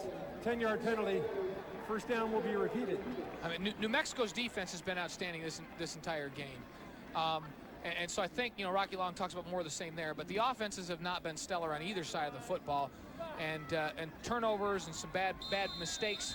Mistake by McCamey on that last drive, but he got away with it because the defense managed through it. For BYU offensively, they've been horrible. They continue to shoot themselves in the foot. They've been penalized. They've turned the ball over. They've made bad decisions, and they've looked all out of sorts and out of sync here in this first half. So for BYU, if you're Gary Croton going in, I don't think you feel that bad about where you sit at 14-7 in this game, because timeout, you feel BYU, like you can make adjustments. 30-second timeout. Their first of the half. You can make adjustments and fix some of the things you've done wrong in that first half. And for New Mexico, boy, just more of the same defensively. They're doing well. Sports West is your source for sports Clock on the internet. Please reset the clock to 33 seconds. Okay, thank you. Beck trying to feel that football and see, it looks like he cut that, he was looking at his index finger. It looks like he cut that index finger on the sack. And I think he did it in the play before he slipped down, but back-to-back losses by the quarterback, a sack, and then trying to cut it up. He had some room to run and tried to cut it up and lost yardage that put that field goal, in jeopardy. Lobos just trying to get to halftime. Cougars with some timeouts. Meantime, Dontrell Moore gets back to the line of scrimmage. And John Burbage brings him down. Will the Cougars stop the clock? Yeah, they come in and they'll take their second. They have 1 left. Well, you might as well use them. You don't get to carry them over, so you might as well use them, get use out of them. And the scary thing is Dontrell Moore is such a good running back. He's on the verge of breaking one all the time. He gets out on the perimeter and gets in the secondary like that, and he's got a chance to go all the way. Dontrell Moore, 8 carries, 45 yards. And he just continues to put up numbers. The Mountain West Conference all-time leading rusher. Needs 169 for his 3rd straight 1,000-yard season. Fans, log on to www.sportswest.tv for your chance to win the ultimate garage and a new Dodge pickup to put in it. It's a custom-built garage by Tough Shed, housing a brand-new 2005 Dodge Ram and a stay at the Homestead Resort. All those things look like. If you're New Mexico here, you're trying to run the clock out. That looks like the strategy. But you know BYU has one more timeout. So you don't have to run the football here. You do whatever you want to try to get a first down. You come out and throw it, do whatever you want, because whether you have an incomplete or not, the clock's going to stop. BYU's going to use their timeout. So in a second down here. So they're going to kneel on it twice here. I was thinking it was third, Tom. So kneel there. They'll call a timeout. But with the penalty, but BYU taking the penalty gave them first down over again. And so so BYU might as well let the clock roll because they don't have to run another play. That's right. Here we go. That's the half. Lobos fell behind on a trick play off the fake field goal. Matt Payne to Riley Weber put the Cougars up 7-0, and then just like that, bang, bang, the Lobos stick a couple into the end zone, and Gary Croton heads into the locker room trying to encourage his troops. It's 14-7. New Mexico leading BYU. Coach Croton wants to talk to the officials. Rocky Long is just going to get in there and say, good job, boys.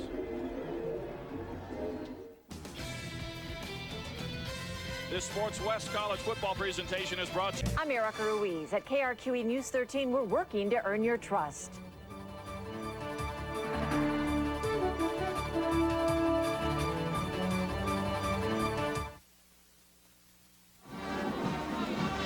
Welcome back to halftime at LaVell Edwards Stadium, New Mexico, with a big burst, trailing 7-0. Added a couple of touchdowns. Halftime report presented by Xbox Live. It's good to play together. Tom Kirkland and Blaine Fowler enjoying this one with you. Halftime stats coming your way. Not much to tell between the rushing yards. Cougars, as expected, more passing yards. The big number, the points off turnovers and the total turnovers, 2 for 1 for the Lobos. Yeah, and both teams have played well defensively. BYU gave up a couple of big plays. New Mexico had an 80-yard drive offensively, basically on 2 big plays, and then turned one of the turnovers into a touchdown. BYU had one nice drive where they went down, and you look at that time of possession, BYU 18:39 to 11:21. New Mexico uncharacteristically scoring quickly when they've had the football, and BYU turnovers really have caused them problems. You combine that with some drop balls, and it ends up being a defensive struggle. Now, we knew it would be. We knew that both these teams were good defense, and we felt it would be a low-scoring football game. Be interested to see the halftime adjustments that these two teams make to come out and see if they can move the football better against these two tough defenses. Yeah, Cougars used a trick play off the fake field goal to take a surprising 7-0 lead. We'll show you the highlights now, and I would suspect that that's one of the first things we'll see from the Cougars. But right now, look at the little fly series. There goes Marcus Smith cutting it in. That tied it up. And that came off of a big pass from McCamey, and then McCamey, 2 great deep throws in this first half. One that set up the first touchdown, and that one on a post to Hank Basket. And then after a turnover, BYU's defense held through New Mexico for a couple losses and resulted in this field goal. And the Cougars threatening, and a big sack there took them out of touchdown range. Of course, Matt Payne, a couple of missed field goals. Speaking of Matt Payne, look at that. And this was BYU's first score of the football game. Came down, lined up as if they're going to kick a field goal. The holder, Riley Weber, hit on the sideline and got the touchdown. And John Beck used his feet a little bit. He got hurt a little bit running the football. At the end of the half, cut the index finger. A beautiful throw to Austin Colley on the sideline, which put BYU in field goal range. But just before the half, Matt Payne, with his second attempt from 40-plus, hit the right upright, and BYU comes away with no points after the turnover. Matt Payne had set an NCAA record, hitting 14 in a row from beyond 40, and he misses 2 in a row here, or else it'd be a lot tighter game. 14-7 Lobos, halftime.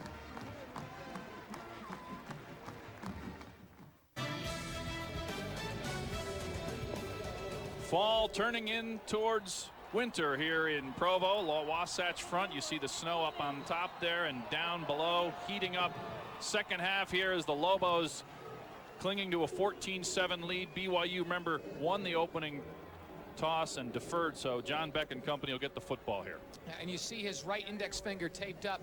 A look at the quarterback comparison, the Palm One comparison brought to you by Franklin Covey. McCamey, 4 of 8, 84 yards, threw a couple of beautiful deep balls in that first half, and and threw one up at the end of the half that didn't cost his team as it could have, because the defense rose to the occasion and stopped points from being produced from that turnover. John Beck, just 9 of 19.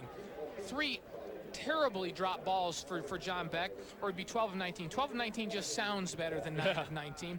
And one of the picks and that interception came off of a drop ball. One interesting individual stat in that first half: Todd Watkins, BYU's big play wide receiver, no receptions in that first half. 2 drop balls on attempted screens to him. And they tried to get him down the sideline on a couple of deep balls, but really good coverage so far. The Lobos doing a good job. Yeah, those corners have done a good job matching up on the outside. He did force 2 pass interference calls in that first half, but not able to get the ball to their big play guy. Rocky Long has to be feeling pretty good. I mean, what a job they have done with turnover margin. They're up, came in 2nd in the Mountain West, 6th overall in the nation, plus 1.2, and today they're up 2 turnovers to 1 in the last 4 now Mountain West Conference games, 3, and then the first half it's 13-2 in the turnover margin, which is phenomenal, which explains why the Lobos are coming on here late in the year. They're on a run here. You know, we talked to Gary Croton, and he made an interesting comment about turnovers. He said this New Mexico team is so good at creating turnovers that you know you're going to have one. They've taken balls away from everybody they've played, but you have to manage through those. It's not so much the turnovers, unless they get to a ridiculous number, but it's managing through the couple you might have. Yep. And so I'm wondering how he's feeling about what they did there in the first half. They had 2 turnovers. One did result in a touchdown, and the other the team held and gave up no points on. So he's got to probably feel pretty good about where they're at 14-7. Based on the fact that they turned the ball over twice in their own territory. No question about that, but he has to be wondering about the offense. They've been marching up and down on everybody the last 3 weeks, and here they other than a couple of drives early, they haven't done much, and they had chances late in the half to tie the game, and then their most reliable player probably on offense all year, if you talk about beginning to end, Matt Payne, misses a couple from 43. Yeah, he's got to be discouraged by that, but I think Rocky Long is just where he wanted to be in this game. I think Gary Croton probably not where he wanted to be, but not based on how they played, not feeling too bad about where they sit. I mean, this game is Rocky Long wanted to keep this game down, keep the score down, and turn it into a game where he could get into some ball control, and they're in that position right now. Yep. Now for BYU, they can change that in a hurry. They deferred, as you mentioned. They get the ball here to start the second half, so a real chance to see what adjustments have been made by Gary Croton at halftime. BYU has been a tremendous third quarter team in the last, since conference play started. They have come out of the locker room and scored in bunches in the third quarters this year. No question about that. And again, the #1 passing offense in the Mountain West, 10th nationally, always just 1 play away from a touchdown. The Lobos have done a pretty good job of managing that. The squib kick to start the second half. Bryce Moika tops in the conference in kickoff returns, and he's adding to that number. Up across the 30. Bryce putting a little juice into the Cougars to start the second half, and now John Beck comes out and to see what he can accomplish. Boy, and you notice John Beck warming up with that taped index finger. Matt Berry also warming up there to start the second half to see if that tape in that finger. Now, that's the most important finger on your throwing hand as a quarterback. It's the last finger that comes off of the football. It creates the rotation on the ball. It's what keeps your spiral tight. So we'll see if that affects him. A lot riding on this half of football for Brigham Young University's football team. There goes Fahutai trying to shift and barely gets back to the line of scrimmage. Fala Fashola wrapped up around the ankles and brings big number 3 down. And BYU in that first half had 22 rushing attempts and just 50 yards to show for it. Individually, Tahi had pretty good success. He averaged 5.7 a carry, 3 carries for 17 yards, but Curtis Brown has been so good, held to 14 yards on 10 carries. Yeah, Curtis Brown has really been exceptional lately, averaging over 5 yards a carry. Now Beck, second and long, under the gun, escapes and steps out of bounds. Again, no gain. It's going to set up a 3rd and 8 or 9. And what New Mexico's been able to do in this game so far, get pressure on Beck and shut down the run game, and they've been able to help their corners out a little bit. You haven't seen a lot of corners isolated on the outside. They've had help over the top. They're giving help with the safeties. But just with their normal front, this is just 4 guys coming. and they're doing a twist on the offensive line. And with those 4 guys, they get to Beck and force them out of the pocket, and they've been covering well in the secondary. So if New Mexico can do that, it'll make it very difficult for BYU to move. It was actually a loss of a yard, sets up a 3rd and 10. Here come the Lobos, extra pressure, and Beck is down. They lose another 6 there. Mike Mahorik with his 6th sack. Well, and you hear the crowd, and the crowd should be booing, because after the play, Watkins was down on the ground and was getting beat up by the New Mexico defense long after the play was over, and there was no call there. He was working on Gabriel Fulbright up the field, and Fulbright was pushing him down in the ground, and a little extracurricular, but he wasn't near an official. The crowd saw it, but the officials didn't see it. Matt Payne will try to shift field position here, but a good start, 3 and out for the Lobo defense.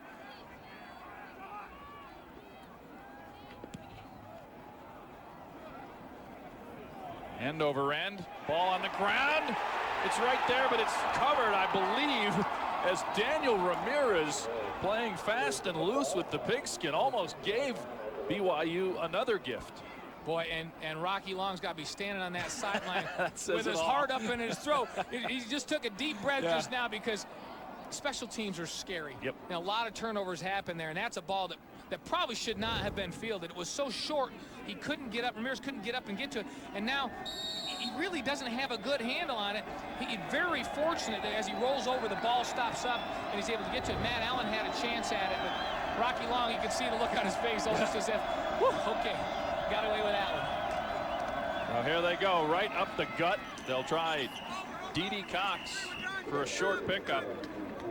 And Dontrell Moore had good success in that first half running the football. He had 8 rushes for 45 yards. He averaged about 5.5 yards a carry in the first half, and that's just what you want out of him. And he's a guy that's, you know, Moore's a guy that can carry the ball 20, 25, 30 times a game and really carry your offense for you. They're giving him a little bit of a rest here, and you've got Cox in the backfield.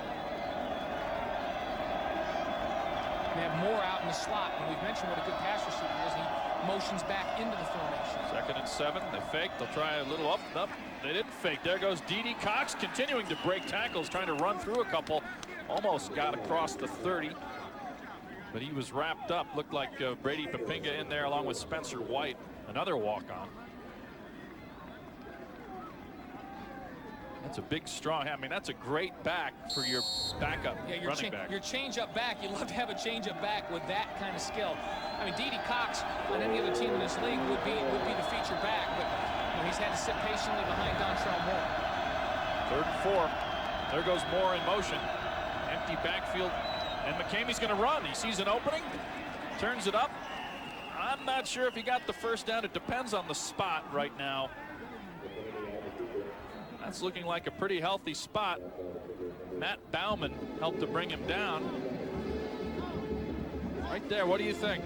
If it's right there, I think it's first down. Looks like he got, now take a look. The official got knocked off and didn't have a very good view of it, but it was so far on the sideline, the guy from the other side couldn't see it, and the official kind of gets, watch the officials, he kind of gets knocked back off the sideline because there's so many people there, and he's down, and he's probably down, if you look at the replay, on the 38-yard line, and that's right where he needed to get for the first down. And so we'll see where the spot is. We're talking about a football either side here.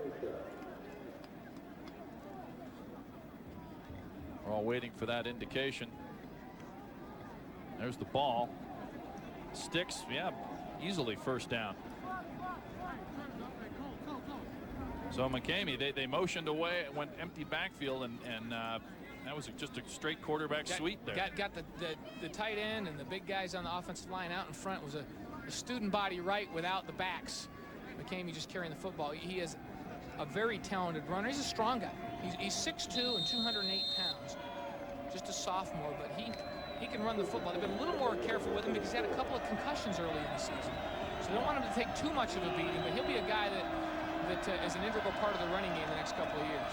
They'll try him again, running right up the gut. Picked up 3. Brady Papinga bringing him down.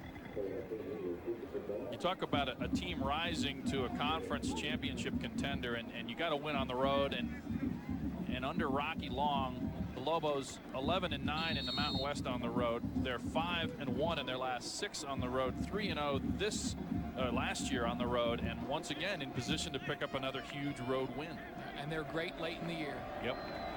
And one of the reasons they're a little careful with McCamey right now, their backup quarterback, Italiana, didn't even make the trip. He's hurt. So you're talking about if McCamey is knocked out of a game, you're going with your number 3 guy. And so he'll run the football. That's part of their offense, but not as much as maybe they'd like him to. There goes Dontrell Moore pouring up near the 40-yard line. John Burbage underneath the pile there had some help. Big Benaiah Brown gets up slowly as well. This more vintage Lobos now, just working the clock, pounding you. Well, and this is a good game plan right now. And they'll take some shots over the top every once in a while, but you pound. They have a big physical offensive line. Their backs run with a lot of physicality, and they wear you down. And when you have a lead, you want to eliminate as many possessions for BYU's offense as you can. 3rd and 5, Dontrell Moore easing back into the play. The fake to him. McCamey, no room, and down. And there's Sean Nua again with his 2nd sack of the game, 7th overall, which would put him right at the top of the conference. And New Mexico, they had max protection. They only had 2 receivers out on the route, but just too many people coming for BYU with great effort. Nua blew by his man and comes up with a play. BYU not afraid to bring that blitz on 3rd and short. 4th and 12. Tyler Goss now in to put it out there. Bryce Mawika waiting to receive the punt.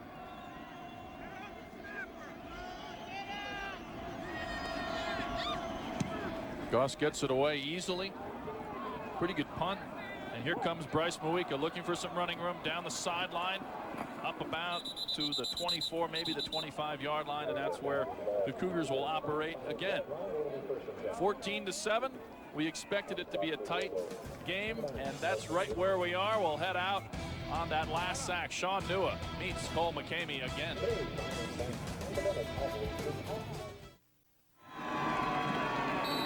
Lavelle Edwards Stadium, 9:27 to go, 3rd quarter. Lobos 14, Cougars 7. Tom Kirkland and Blaine Fowler enjoying this one with you now that you've digested your breakfast.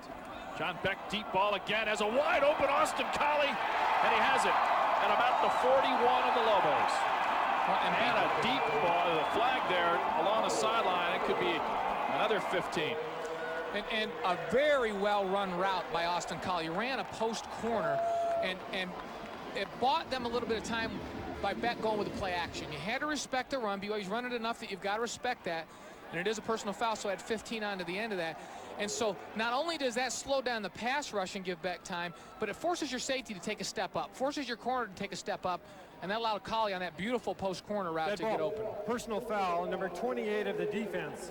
15-yard penalty. First down BYU. 40 yards plus 15. There's a quick 55 yards. Rocky wants to know what happened there. I mean, you see the safeties turning and trying to get back there, and there's Collie's going to get out of bounds. And yeah, and you see the hand. They're just, when you're that far out of bounds, you don't even put your hands on them. Yep. But don't even touch the offensive player. You got to have restraint in that situation. Lobos have been solid in this situation throughout the first half. Beck under the gun, and he goes down again. Boy, the New Mexico defense, when they've had to make plays pushing the Cougars back, they have. There's Michael Tui with his 2nd sack of the game. Boy, and trying to get the ball up the field, BYU against this pass rush. You know, the Mexico team 2nd in the conference in sacks, just behind BYU. Well, I think right now you've got to get rid of the football quickly. You know, throws that are quick and underneath inside breaking routes. And you see the sacks. 6 already. Beck has been sacked. 2nd and 17.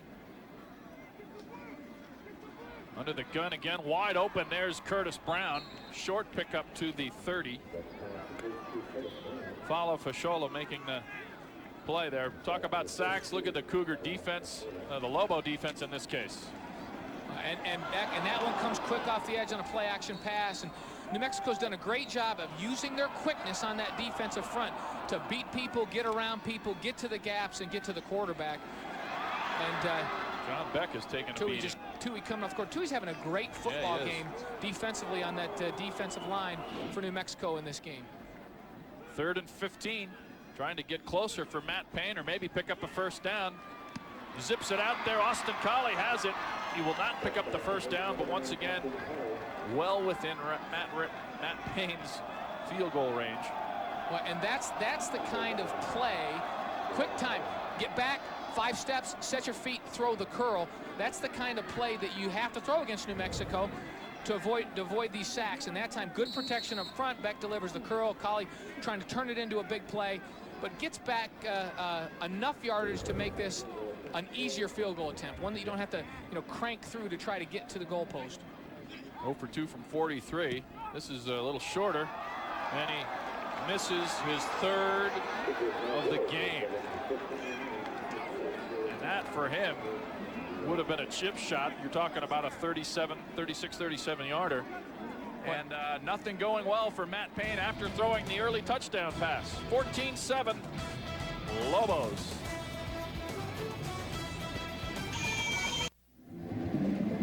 Matt Payne has done just about everything for the Cougars this season, but he has had some big misses. He could beat Boise State with a field goal of 38 yards, I think it was, that he missed. And today, I mean, he's never had a day like this. 3, couple from 43. And he usually from 45 yards is automatic. Anything from 45 yards in. That one that he just missed is routine for Matt Payne. So when it's going bad for Matt Payne today, it's really going bad. 0 for 3. Now they'll try a little option. There's the toss. Dontrell Moore cutting it back. Feathers his way through for 2 or 3 before Vince Feula brings him down. Another former walk-on. Well, and a big guy that runs well. He's 6 feet and 300 pounds. I mean, look at him. Yep. Look at the size. He's not a lanky guy. But lanky's not a word you use to describe Feula. No, never. Maybe at birth. Compact is a word you use to describe Vince Feula. But he runs remarkably well. As big as he is, he gets to the sideline and makes plays. 2nd and 7.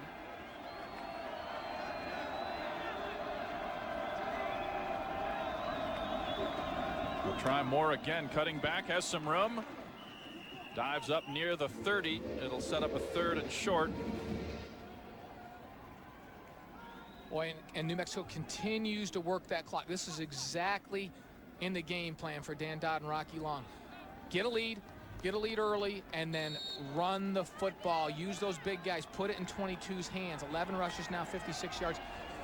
Again, now you're running through the 3rd quarter here in record time. We're already down to 6 minutes left in this 3rd quarter, and you're still out in front in the football.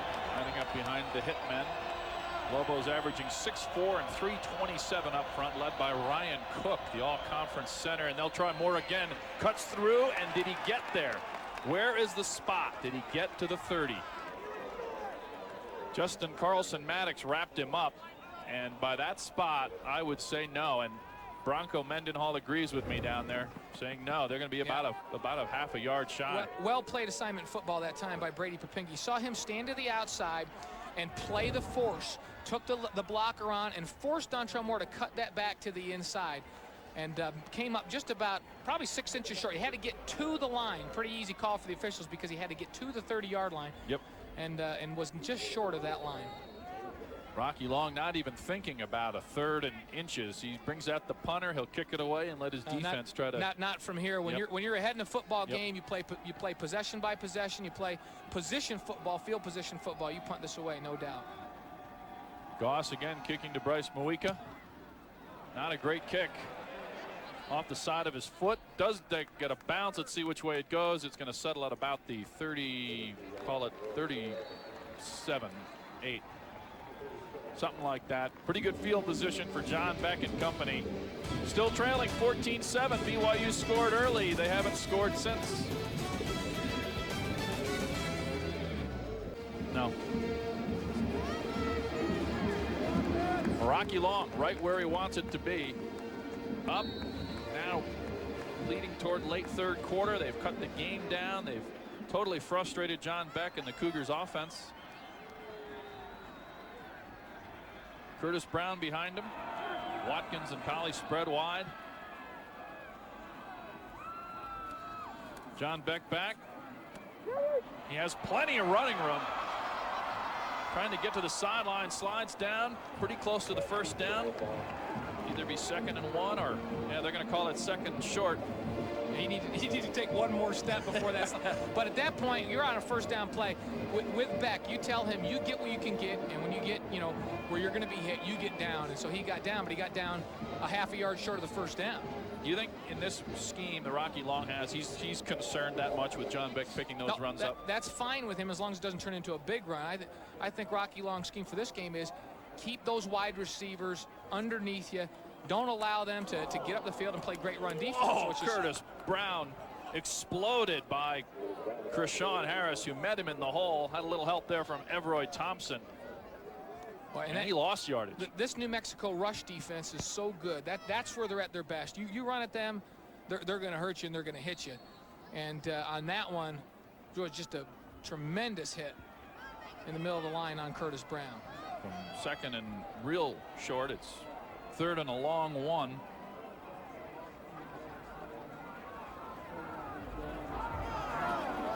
They'll try Brown again. He breaks it right up near the first down. Flag down.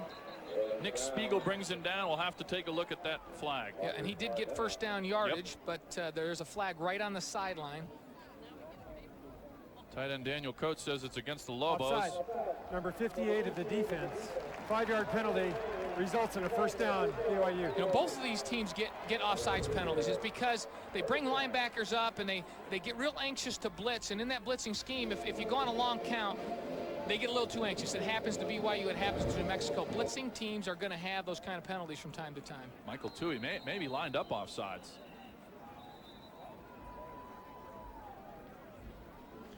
Now they blew the whistle and moved the ball. Move the ball into Lobo territory there. We're under 3:20 to go here in the third quarter. This is flown by. Beck with Tahi protecting him. There's plenty of time, doesn't have any more time, and he is down. He lost 5 on that.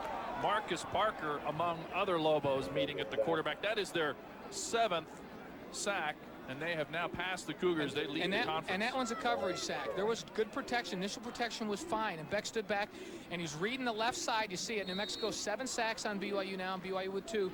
New Mexico takes over the lead from BYU. But BYU has been plagued in this game by first down sacks. Numerous times, especially in scoring position, they're giving up a sack on first down. You cannot do that. Beck stayed with his #1 receiver way too long on that play. He stood with it, and then didn't have time to check down to the secondary receiver. This defense gets to you too quick to do that. 2nd and 16. Rolling Beck, looking for some running room, runs out of room, out near midfield. He wants a face mask. They're not going to get it. Everoy Thompson again. And one of the ways you can take the pressure off the quarterback is to move him around a little bit. So he's not in the same spot every time. That time they do the rolling pocket to the right. Problem is, it's difficult with long yards. On first down, you know, this is okay. He's going to roll out. He's looking. Coverage has been excellent in the secondary. And then Beck's going to cut it back. And he got tackled by the back of the helmet. You know, it doesn't look like he got the mask. It looked like he got the back of the helmet. The Cougars are going to call timeout on a 3rd and 14.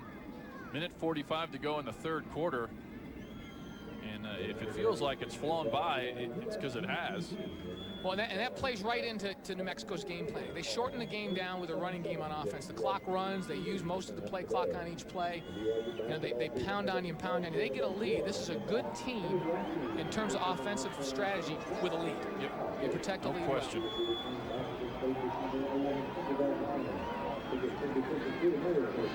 Well, BYU came in averaging 38 points in their last 3 games, but they were against defenses that didn't dictate where you had to go. And this Lobo defense, with their quickness and their tenacity, they've just been dominating this football game. And they're a great run defense. There's 2 ways you can be good against the run in college football. You can either be so big and physical up front that they can't move you off the line, or you can have so much quickness that you get to the gaps in a hurry and you create problems. New Mexico's a ladder. Yep. They're not physically imposing on the defensive front. They do have physical linebackers, but their guys up front are extremely quick, and they run to the ball well, and they have a physical toughness about them that makes it very difficult to run the football against them. See many times when there look to be holes, and all of a sudden the Lobo comes in to plug it. Beck under fire again. Throws it out there, and it's dropped. It was right on the button. Charles Brown delivering a big shot. And as Dennis Pitta, the tight end, couldn't hold on. He looked like he had it and just was unloaded on by Brown. Well, and a good play by John Beck. Stepped up in the pocket and kept his eyes downfield and found a receiver. And Pitta was hit. Take a look as Fulbright hits Pitta just as he's trying to come down with it. Good throw, good play by Beck. And Pitta tries to put that away, and it's just a great hit. And the secondary for New Mexico's been outstanding in this game.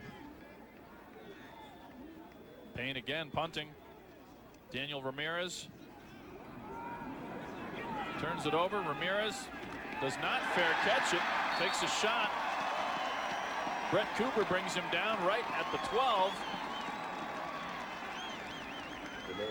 And Ramirez giving Rocky Long some stomach problems here. Yeah, that was one that he probably should have fair caught or let go. It had such hang time. The ball was hit with such good hang time that the cover team was able to get down there. Boy, Ramirez, you got to be brave to be back there returning those. Blaine, as you know, the fan cam of the game is presented by Larry H. Miller Lexus, who invites you to test drive a luxurious Lexus automobile today. McCamey and company, he's going to try the long ball, throwing it out there way over the head of his intended receiver, Hank Baskett. Couldn't quite dive out and haul that in. We saw Baskett make a spectacular catch for a touchdown that actually gave him this 14-7 lead. And BYU was in a zone coverage that time. You had Micah Alba sitting back there with a 10-yard cushion and taking a shot, trying to stretch that defense, but that was a throw right into the zone coverage. You have a shot at it. Baskett is such a big guy and such a leaper, and you get him out there, and even though it's zone and Alba's in great position, Alba's not a big guy over there defensively for BYU, and maybe Baskett comes up with it. Alba just 5'8" and 160. Amy over the middle has his man. It looks like it's out close to first down territory. Aaron Francisco lowers the boom on Chris Brawley, his third reception of the year. I mean, you look at Lobo receivers, and it goes from Baskett, who came in with 41, down to Dontrell Moore at 22, and then everybody else is in the single digits. Yeah. This is a team, and when they're looking outside, they're looking at Baskett. And so a catch from anybody else, and here in Brawley is unique. Yeah. It's unusual. But that was a big play. Here as the quarter's winding down, it's close enough for a measure. It'll set up either a first down or a third and short. Oh yeah, plenty. First down, and we're ticking down close to the end of the third.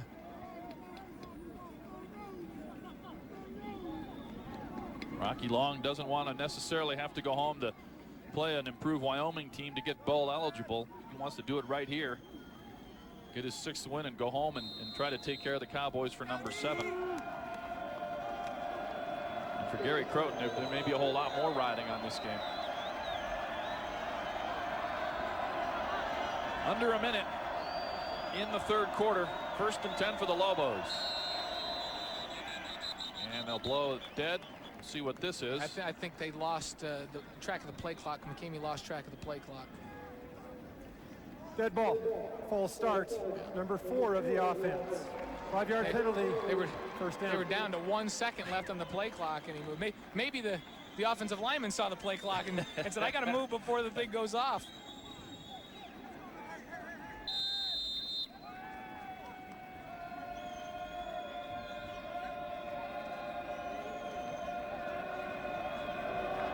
Jamie's done a nice job of managing the game through a touchdown pass here. 1st and 15 as the clock winds down. Jamie changes the play. See what he comes up with. He's going to toss it down to Baskett. What a catch! Hank Baskett putting on a show here for the Lobos. Nate Solberg, great coverage. The guy puts the one hand up and makes the catch. You saw a play earlier where Austin Collie was working against Fulbright, and the ball has to be thrown perfect on a fade like this. This same thing. Nate Solberg in excellent position. Baskett grabs it with one hand. The ball is thrown the only place that it can be caught. It's a perfect throw and a great individual effort by Hank Baskett to come up with that one. He's a great kid, too. They have a special player on and off the field. Offensive coordinator Dan Dodd says the only bad thing about him is he's too old to marry my daughter. I mean, you can't say anything nicer about a player than that.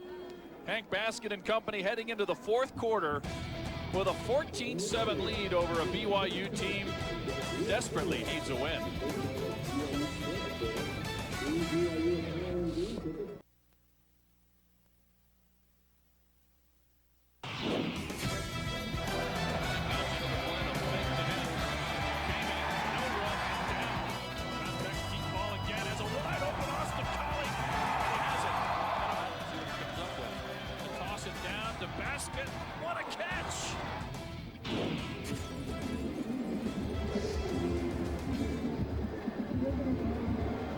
Edwards Stadium.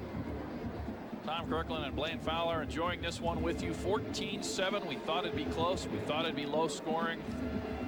And let's take a look at the third quarter stats presented by Dodge. Grab life by the horn. Blaine.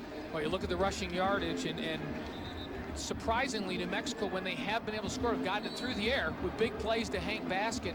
And they've been running the clock here, and in the lead, that's what they want to do. BYU 164 passing, just 42 rushing. But they just can't seem to get in sync offensively. You saw the big difference in return yardage. In that return yardage number, it also includes interception returns. Remember, BYU had a big interception return. Dontrell Moore working out near midfield. Stat not shown on that screen. And it's a big one. 7 sacks now for the Lobos, 2 for the Cougars. Well, and those sacks have been big plays defensively and drive killers offensively for BYU. And a lot of those sacks have come on first down. And against this New Mexico defense, you do not want 2nd and 20. They are too good to consistently be 2nd and long.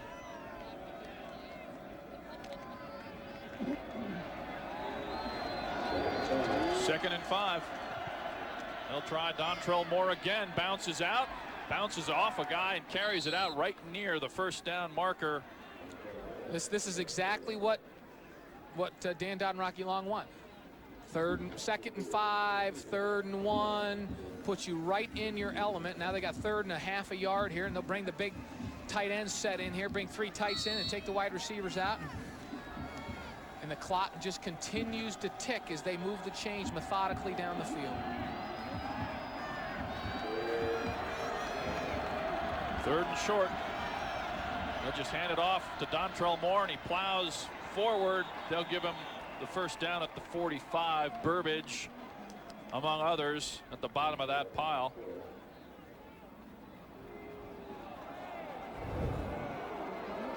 Well, and they're big and physical on that offensive front. They come off the ball. And Dontrell Moore, you know, we talk about his speed to the outside. He's just a great combination back. He will get his pads down and get up into the line of scrimmage very well. One of the most complete backs in the Mountain West Conference. Well, Moore's just a junior. Yeah. Oh, he's phenomenal. Number 2 in rushing. Number 2 in rushing attempts. First in touchdowns, 40. Is all at New Mexico. There goes D.D. Cox, their change of pace guy, who picks up 5 to the 40. Well, and this is what New Mexico does, and this is why they finish so strong.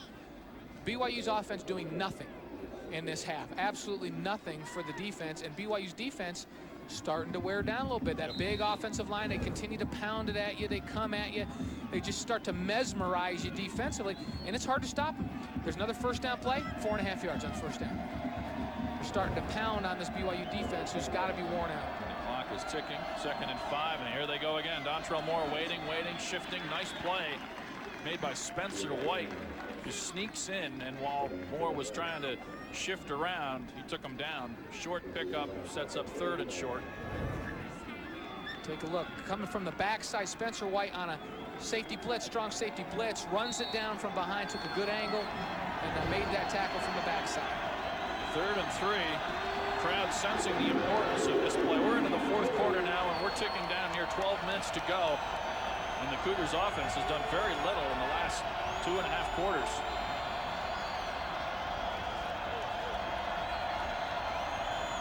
Kamey, little floater out there. Caught, first down, and then some. Hank Baskett in single coverage, and that's a mismatch with Nate Solberg. Yeah, well, Baskett's a mismatch with pretty much anybody in the league one-on-one on the outside, because you can just throw the ball up for a jump ball. And that time, the ball was thrown inside, and Baskett comes back to the football. Watch McCamey throw it out. He's in good position, and he works his way back to, you know, you could call offensive pass interference there because Solberg was in good position, and Hank Baskett took his left hand and pushed Solberg to the outside, and then came back inside and made the play. But if you're Baskett, if they don't call it, it's a good play. Yep, it's a good play. You go get the football. Yep. That's exactly what he did. Moore in motion near side. McCamey's going to try a little run, and there's nothing there. Blown up in a hurry. Spencer White again coming up to deny him. 2nd and 13. We are well within Wes Zunker's field goal range, although again field goal kickers kicking are 0 for 4 here today. The lost art of field goal kicking in Cougars. And you have the 2 best in the conference here today. Yep. So this is it's a stunning turn of events.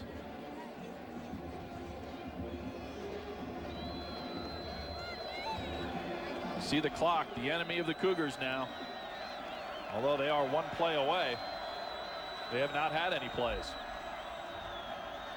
Here's that fly series again with Marcus Smith turning it and runs into a whole bunch of people at the 15. Well, you can't play it any better than John Burbage played it on that play. You know, Mania Brown will get credit for the tackle, but John Burbage was the force guy. He played through the block on the outside and played it all the way down the line of scrimmage. He's going to be on the left side of your screen. He'll come at the very number 37. He's the guy here working on the outside, working. Gets a hand on, forces it to the inside. Aaron Francisco, Mania Brown come to make the tackle.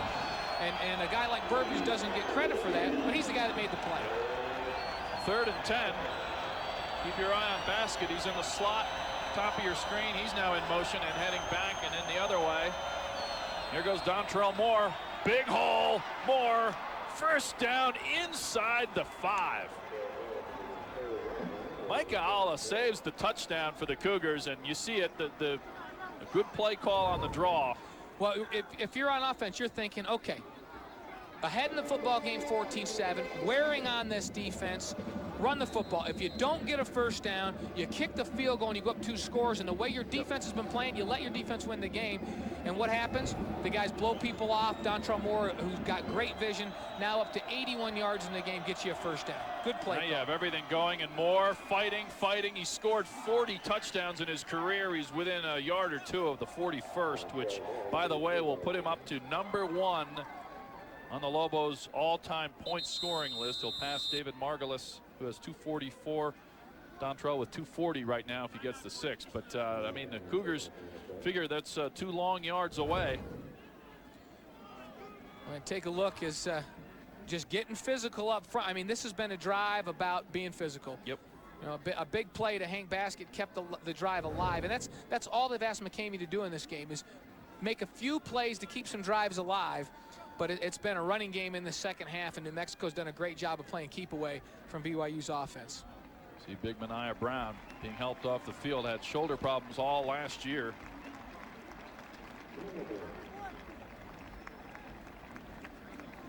Mania Transfer Brown, from Nebraska. Yeah, the junior. He actually started some games as a true freshman at Nebraska, so you know that man has talent. And just a junior, battled through injuries in his career since the transfer to BYU, but really hitting his full stride this year for Bronco Mendenhall in that defense. All right, Blaine, let's put it in perspective for Gary Croton. He needs this game in the worst way for a lot of reasons, and right now 14-7, it's within range, but the touchdown puts him in a real bad spot. Well, especially the way New Mexico's defense has been playing. Marcus Smith wide right, Chris Brawley wide left. They bring motion near side. Dontrell Moore takes the toss, looking for running room, dives up. Does he get in? No signal. And there will be no touchdown, although Terrence Pennington, big number 79, wanted him to signal a touchdown. It'll be 3rd and 1. Claude Terrell, the big left tackle, 6'3", 325, making his 47th straight start. Showing Rocky Long it's not too far to go. And New Mexico bringing in more big guys. They're going to go with their biggest formation they can put on the field. And you see the ball. He dropped the ball as he was going over the top, and a good mark by the officials. The ball, he got the ball back, and they put it right where it was. There goes Dontrell Moore again, and now touchdown Lobos. They have taken a stranglehold on this game. The crowd stunned here. 8:37 to go, and they're an extra point away from a 2-touchdown lead. So the Cougars came in here on a 3-game winning streak. We'll show you the touchdown again as Moore takes it in. What they do is they send the fullback one way and bring Dontrell Moore back the other. That step of the fullback to the left forces the linebacker to take a step with him to his right and open up just enough of a crease for Dontrell Moore to get it in. His 41st career touchdown. Zunker tacks on the extra point, and as I was saying, 3 in a row by the Cougars coming in. 1 win from bowl eligibility and a chance to play at Utah for the conference championship, and it is all going down the drain here. Lobos up 14 points. There you see the score. LaVell Edwards Stadium. BYU scored first with a trick play fake field goal, and since then New Mexico roars back. Their defense dictating things, and for Gary Croton it gets more difficult as a result of this game. If they don't pull this one out, he will have lost 10 of his last 18 at home, Blaine, and that's a very hard thing to come back from. Yeah, and this is a place where they have been so dominant over the years. Bryce Mawika looking to make something happen, has a bit of a hole, cuts it in and out, and the conference leading kickoff return man has another 30 out to the 32. The official airlines of Sports West Productions is Delta Airlines. Well, Bryce Mawika certainly has done his job in this game. He's given this BYU offense good field position, but New Mexico's defense has been really up to the challenge today. They have done an excellent job in coverage. They've gotten to the quarterback. They haven't had to completely sell out on blitz to get there. They've done a good job, bringing limited numbers on the blitzes. So, boy, the Lobos did just what they needed to do. They burned 7:52 off the clock and tacked on a touchdown. Now John Beck and company really needs to move the ball quickly. There's the little screen. Has Jason Kukahiko out for 8 or 9 yards. It's time to hit the slopes, and Alta is for skiers. Right now, log on to sportswest.tv and enter to win 2 all-day ski passes to one of the nation's premier resorts, Alta. For that last drive, not only was it time-consuming, 15 plays, 87 yards. That's the longest drive of the season for New Mexico, and it couldn't have come at a better time. John Beck has Kukahiko again inside Lobo territory to the 43. Where has that been all game? Back-to-back big gainers. Kukahiko. Jarrell Malone makes the play. Charles Brown in on it. Brown looks to be a little bit shaken. Well, and this is what, to attack this New Mexico defense, you've got to throw the ball in time quickly. Inside breaking routes. They bring blitzes. You got to catch the football, set, and throw. This time they bring Kukahiko on a breaking route, and Beck gets rid of the football before the rush can get there. Maybe this no huddle is kind of catching the Lobos a little by surprise. Tahi in the backfield with Brett Beck. Second straight low snap, but he picks it up, and there's Dennis Pitta, the tight end. Picks up 5. Sense of urgency is right here, right now for Gary Croton and the Cougars. Well, they've been back-to-back tough snaps for John Beck to handle here offensively. They've been low, and he's been able to handle them and get the ball upfield. Again, a low snap. Beck rolling, looking for some running room, and goes right down. Loses 2. Fala Fashola again bringing him down. Well, Fashola, one of the defensively number 2 on this team in tackles, and he's one of those 2 outside backers that do so many things for this New Mexico defense. All right, Blaine, 3rd and 8. We're under 7 minutes to go. Beck, protection's excellent. Has a man wide open, and it's the tight end Pitta. Inside the 25, Josh Bazinet. I haven't mentioned his name. He's one of the best players on that defense. He comes up to make the play. He's never missed a game. 48th game with the Lobos. Oh, and the key here is protection. Good protection that time allows the tight end to get down in the middle of the field where the opening is, sit down in between the zone, and Beck's able to deliver the football. But the key on that one was protection for BYU. Gave Beck the time to get it down there in the middle of the field. John Beck looking to pull off a little Cougar 4th quarter magic here. Out route, he has Wilkerson, and he steps out before he's forced out. He's at the 16. Brandon Payne had coverage. We've mentioned his name before. And BYU recognizing that time is of the essence with a two-score lead. They're in their 2-minute offense, basically trying to score here, realizing that New Mexico can take time off the clock offensively, and that they need to get their hands on the ball another time, even if they're to get a touchdown here. Beck has completed 5 in a row now. Plenty of time, and is going to try to hoof it. He has yardage, has first down yardage, and he's wrapped up at about the 7. Brandon Payne again. Beck has hit 5 in a row and over 200 yards passing. And this late flurry has the Cougars in business. And as you mentioned, they need 7 right here. Now the one thing you have, you know you're in 4-down territory all the time, because you're not going to kick a field goal. You need 2 touchdowns, and so you've got 4-down territory in everything you do for the rest of this game. Beck throws it out wide over the head of Austin Colley, and there's going to be a penalty. Looks like Jarrell Malone held him. And Colley beat him on the little out route, and Malone did what he had to do rather than giving up 6.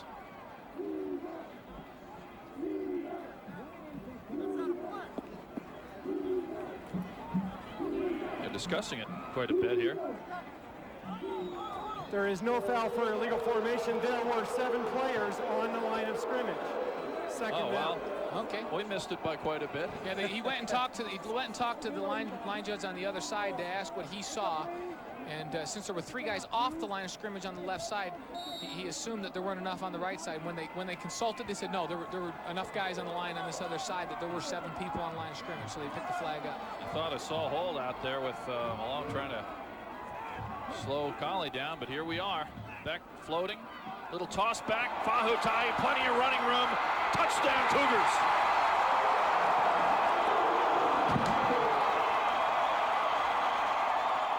And Blaine, that no huddle seemed to have given the Cougars a spark and maybe caught the Lobos a little by surprise. Well, and the play selection in that drive, they threw the ball on inside breaking routes. They worked the middle of the field. They threw the ball to tight end twice. They were quick throws where they didn't allow that rush to get to Beck. And that's how you have to attack this defense. And so BYU with an opportunity to get within 1 score here, 1 score and an extra point with the extra point. Tahi, the late arrival after scoring the touchdown, and Payne for the extra point, hammers it through. It's a 7-point game again. And boy, that looked easy. Gary Croton all pumped up. He's down 7. Plenty of time to go. 6 minutes left. Tahi gets in, and we go out. Boy, the energy plugged into the stadium after that quick drive. Cougars go no huddle. Look at that, 2:28. They go right on in. Fahu Tahi from John Beck. 21-14 now. Matt Payne will hope to pound this into the end zone and give the Cougars defense a chance to try to get the ball back quickly. Payne rips it. Is it out of bounds? That's not what they needed at all. Boy, and Matt Payne has had probably the worst game of his career at BYU. He's missed 3 field goals in this football game, which would have them in the league, and he's also kicks one out of bounds when you have to kick one in the end zone to give New Mexico good field position. Playing the big play of the quarter presented by Xbox Live. It's good to play together. Here's the Xbox big play. It's that touchdown, Tahi from Beck. It's energized the stadium, but that kick out of bounds took some of the life out of this crowd. Yeah, that is, you just can't have that. That's when you have to come through and kick it in the end zone. Field position is huge at this point in the game. And you're expecting that New Mexico is going to have to go 80 yards. And now New Mexico, they give it life, takes a little momentum away from what you're doing by kicking it out of bounds. Yeah, look for a heavy dose of Dontrell Moore. Here he comes back behind McCamey, and there he goes. And still fighting. Looked like they had him at the line of scrimmage. He fought for 3, maybe 4. Big size, smooth ride, Hemi power. The all-new Dodge Durango is him out. He is the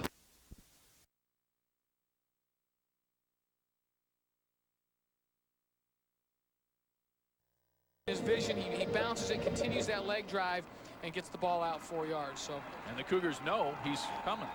Well, there's Matt Payne on the sideline. He's never had a game like this. He's been one of the most reliable weapons for this BYU football team over a 4-year period of time, and he probably can't believe it himself. has not been able to get it done for the Cougars today. Yeah, well, I mean, it was an early day for everybody, and who knows if it just has had some kind of effect on him. Crowd trying to fire up the Cougar defense. Lobos know what they need. Clock running. And so is Dontrell Moore. Bounces off some people. Gets up close to the 45, at about the 43. It'll set up a 3rd and 2. Well, he is just such a powerful runner inside. It's a rare combination of strength and speed. He's hit at the line of scrimmage that time, but he's been able to get 2 yards, 3 yards after the first contact. Watch. He's hit right here. Boom. Now count the yards. 1, 2, 4 yards after he's hit. He was hit behind the line of scrimmage and got positive yardage on the play. Huge play. Crowd sensing it. See what the Lobos do. They'll go right back to their guy, and Moore plows ahead for the first down across the 45 to about the 48, and the Lobos are just strapping it on behind the hitmen, the huge offensive line, Ryan Cook, Claude Terrell and company, and they're just putting a hat on a hat and saying stop us, and the Cougars haven't been able to. For 2 straight drives, you know, that last drive, 15 plays, they just, with the exception of 1 big throw on a 3rd down, New Mexico has just basically beat down this BYU defense. Run the ball right at him. Dontrell Moore, 97 yards on the ground. He hasn't had any big plays. Typical Moore game. He just pounds you, wears you down, and he's close to 100 again. We're at 4:16 and counting. And this time Moore is wrapped up. A big play there from Mark Staffery making the play. Another walk-on. Well, and there's a play. Dontrell Moore thought he saw some daylight backside. They were running a counter trap play, bringing the tight end across in the formation. This is designed to go backside, and Moore thinks he sees some room, but BYU, good pursuit angles on that backside, cutback lane away. Plays designed to go back here. You see the cut block inside, but well played on the perimeter by Staffery and John Burbage on the outside. 3:38 and counting. Here we go again. Dontrell bounces around, finds some room, dives across the 50, and we're setting up a 3rd and mid-range, 3rd, maybe 5. Alba and Spencer White bring him down. 3rd and 6 now. Boy, Dontrell Moore, there you see him come up limping. There's another case. Dontrell Moore is hemmed in the backfield, takes a stutter step and turns it into positive yardage. 3:26 to go. It is 21-14. Cougars need a stop. Tough Man Player of the Game is presented by Tough Shed Storage Buildings and Garages. Call 1-800-BUY-TOUGH.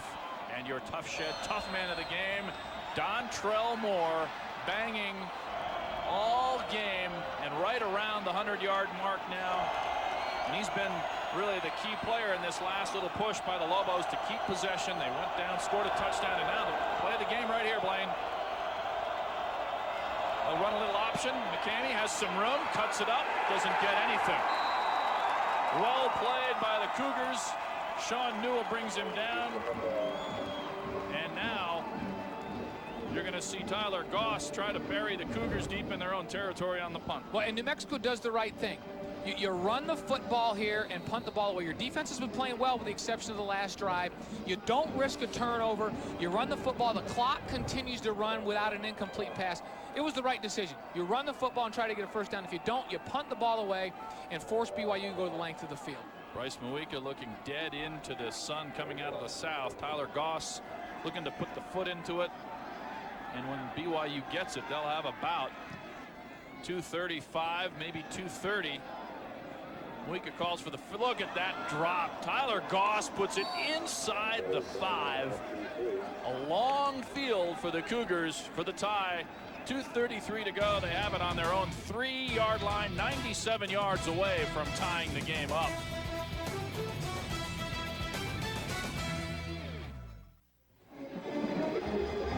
Back again at LaVell Edwards Stadium, BYU with a long field. That gives you a pretty good perspective, Blaine. It is a long way back to that end zone where the tying points are. if the Cougars can get down there. 2:33 to go, 97 yards away.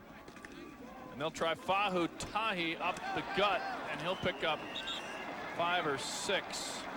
Give him a little bit of breathing room so Beck's not dropping back into his own end zone. And, you know, you reflect back to New Mexico's drive that got them their 21 points. They went 87 yards on that drive, started deep in their own territory, but it took over 7 minutes. That's a long way to go. And when Tahi looks like he's shaken up on the play. Going to go out with an injury. They bring Curtis Brown into the game. 2:14 here. Well, BYU does not have a lot of time to run the football. That one gave them some room, but they need to get 10 yards of play, because each 10-yard play stops the clock with a first down. Beck rolls out. Has Jason Kukahiko at the 20. That's a first down. That'll stop the clock. They need every precious second now. Remember, 1 timeout left. They need to keep the chains moving, keep the clock stopped. Well, and you can work the inside of the field as long as you work it at 10 yards plus. As long as you get a first down. You can't afford to have completions in the middle of the field that are short of first downs. Beck can't afford to take a sack here, has plenty of time. Throws it over to Pitta. A nice catch. They'll give him the reception. Yes, sir, at the 30, just shy of the 35. Another first down. That'll keep the chains going. And the clock stopped. 1:44 to go. 1 timeout, remember. Good vision that time by Beck as he scrambled. Was able to find the big tight end back in the middle of the field. Clock moving again. 1:36 and counting on the stadium clock here. Beck hums it out there. Nice catch again. But the clock runs on this one, because that was short the first down. The tight end all of a sudden discovered in the last 2 drives. Yeah, Dennis Pitta. Pitta has come alive, and Beck has found that that's where he has an opportunity to make plays. Josh Bazinet making the play. Pitta had 11 catches coming in. He probably has 4 or 5 in the second half. And here's an interesting call. New Mexico takes a timeout here. And you'd have to think that they had a concern on defense that they need to straighten out, because the clock was running, and this gives BYU an opportunity to make 3 or 4 play calls here right now during the timeout that they didn't have the luxury to call before. And so it saves BYU's timeout, and now they can talk through and say, play 1, 2, 3, and 4. These are the 4 plays. You come out and you run them. Yep. And for Rocky Long, he may have sensed the fact that since the Cougars have gone urgent with a no huddle in the last 5 or 6 minutes, they have moved the ball pretty much at will on this defense. So trying to buy a little breathing room and maybe try to come up with a way to stop the Cougars with this no huddle. Well, and you wonder with New Mexico defensively, they're trying to keep things in front of them. That last drive they did that. Do they go back? At what point do you just go back and play the way you've played? Do you just get more aggressive and bring some people and try to get to the quarterback? The risk you have there is if BYU catches you in man-to-man on the outside on a Todd Watkins, all of a sudden it's 60 yards and a touchdown. But no, you're right. They lived with the 7 sacks that got them out of trouble in the first 3 quarters of the game. Let's see if they bring people now. Here comes some extra bodies. Throwing it out for Watkins, and again through his hands. And Blaine, I don't believe he's caught a ball today, has he? I think he has 1 catch for 6 yards in the game now. So I mean, from the Lobos' perspective, I mean, if you say coming in, we're going to limit him to 1 ball and 6 yards, Rocky will take that all day long. They've done a tremendous job on the outside of cutting down. Now he's open on this play. Just a speed out. He's open. He's got the cushion there. That ball, if it's thrown well, is a first down ball. But that's a tough throw. A long out. And New Mexico's done a good job of keeping him underneath all day long. 3rd and 3, 1:15 to go. Beck throws it out, and that's dropped. Another drop. Rod Wilkerson had it right there. First down yardage. And there's no question, 4th and 3, minute 12 to go. Oh, yeah, absolutely. And here, this is first down yards. This is a completion that stops the clock while they move the chains and you line up again. And boy, there have been 4 drops now that were easily catchable balls in this football game that we've seen on the BYU side, and they've come at crucial times for BYU. Coach Croton needs something to happen in a big way. Minute 12, 4th and 3. Your bowl chances, your chances to play for a conference championship riding right here maybe. John Beck running out of room. Going to try to pick it up. and let's see, he gets it. He leans forward, takes a shot, gets to the 45. Mike Mahorek brings him down, but that's a first down for the Cougars with 1:01. When we talked about John Beck protecting himself, not in this situation. No. You push your head down and you get a first down. That's exactly what he did. And he took a shot, but he's gonna have a first down on that one. Well, now they've moved the spot back just a little bit. Yeah, from that where it looked was. like he got more than that was given him because they marked him closer to where his body was than where he leaned. I think it's going to be a first It anyhow. still is. Now BYU should be ready with a play right now, so when they set those chains and get it going, they're ready to go. And for New Mexico, still a long ways. They know that a field goal doesn't do BYU. Right. You keep things in front of you. You're willing to give up a curl or an out, but you cannot give up a deep ball. You play with everything in front of you right now defensively. And their safety's lining up at 16 yards off the ball. Keep your eye on the top of your screen, but they're coming south. There's Austin Collie, and he drops it. He dropped one ball all season, and there's the second on a day when, between Matt Payne's misses and some drop balls, the Cougars, they talked about the early game, and maybe it's affected BYU a little more than the Lobos here. Well, and Collie was looking for a place to go after he caught the football. Take a look. He's looking to where he can make a move, see the head. lifted his head up, and as the ball fell out, he looked back down.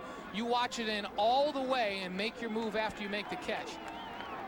And that was first down yardage. He was out there at 11 yards and in position to make a first down catch. There's the little inside screen, ball on the ground, and that's ball game. Another turnover, Lobos have it, and there you go. They're going to win this game on the road, where they've won 6 of their last 7 in conference, a remarkable number in a conference that's so balanced. Rocky Long getting it done away from Albuquerque, and again, it's the turnover that undoes the Cougars. Well, and for Rocky Long, that's how New Mexico has lived the last couple years. They thrive on great defense and creating turnovers, and the ball out on the side. Watch where the ball is not tucked away. It's supposed to be high and tight. The ball's sticking out. It comes flying out. And New Mexico does what they do best: create turnovers, play great defense, and control the clock offensively. A perfect game plan for Rocky Long in this second half, where they have managed the clock well and done everything they had to do. No question about that. In the last 4 Mountain West Conference games, Blaine, the Lobos are 14 turnovers for, just 2 against, and that'll win you games. The executive producer of Sports West Productions is Jesse Christensen. The associate producer is Angelica Aho. Technical director Kevin Wilkinson. Graphics by Brian Mangum. Thanks to our entire staff and crew here in Provo. Cougars calling their last time out, 39 ticks to go. You got to be wondering what's going on in the mind of both coaches. Rocky Long says, hey, mission accomplished. Bronco Mendenhall told us, it was the wives' trip for the Lobos. They brought the wives in on this one, and everybody in the Lobo family is happy. But for BYU, now they're going to have to go to Utah and win there to get bowl eligible. And one wonders about the future of this program right now. Well, and you know that in the conference this year, a number of teams on the bottom are struggling, and so not a lot of bowl eligible teams in this conference. And so with this win and New Mexico going to 6-5, all but assures them of an opportunity to go play in a bowl. There's Wyoming, who's already bowl eligible. Joe Glenn's done an incredible job turning that program around. And by the way, today at 5, they get their shot at Utah. And then now Rocky Long is bowl eligible, and Gary Croton's going to have to go to Utah and find a way to win there in the big rivalry game.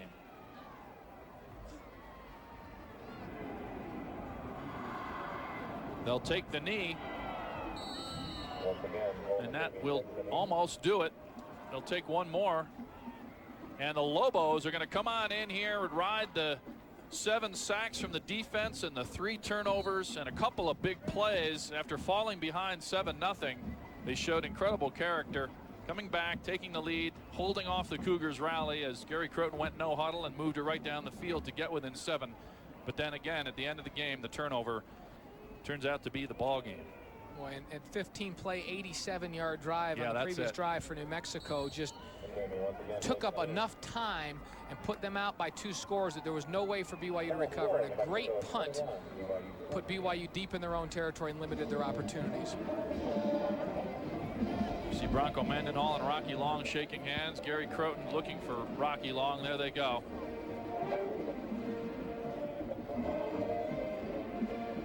Mexico goes home to face Wyoming. The Cougars try to regroup and go to Rice-Eccles Stadium in Salt Lake City next Saturday for a game that, regardless of what happens here or tonight, will always be an exciting battle. But so much more was riding had the Cougars gone in on a 4-game winning streak. Now Gary Croton will try to regroup. Drive of the game is presented by Firestone Tire and Service Centers. More than just a tire store, 23 newly remodeled stores to serve you. And the drive of the game, well, it was helped out by that big hookup to Hank Baskett. Hank Baskett playing a huge role. And here comes Marcus Smith on the fly series. First time BYU saw him in this game. He scores a touchdown. And for New Mexico, they did everything they needed to do to win this football game. An excellent game plan. It fit right in with what they wanted to do. Create turnovers, manage the football, limit turnovers on the offensive side of the ball, and control the clock.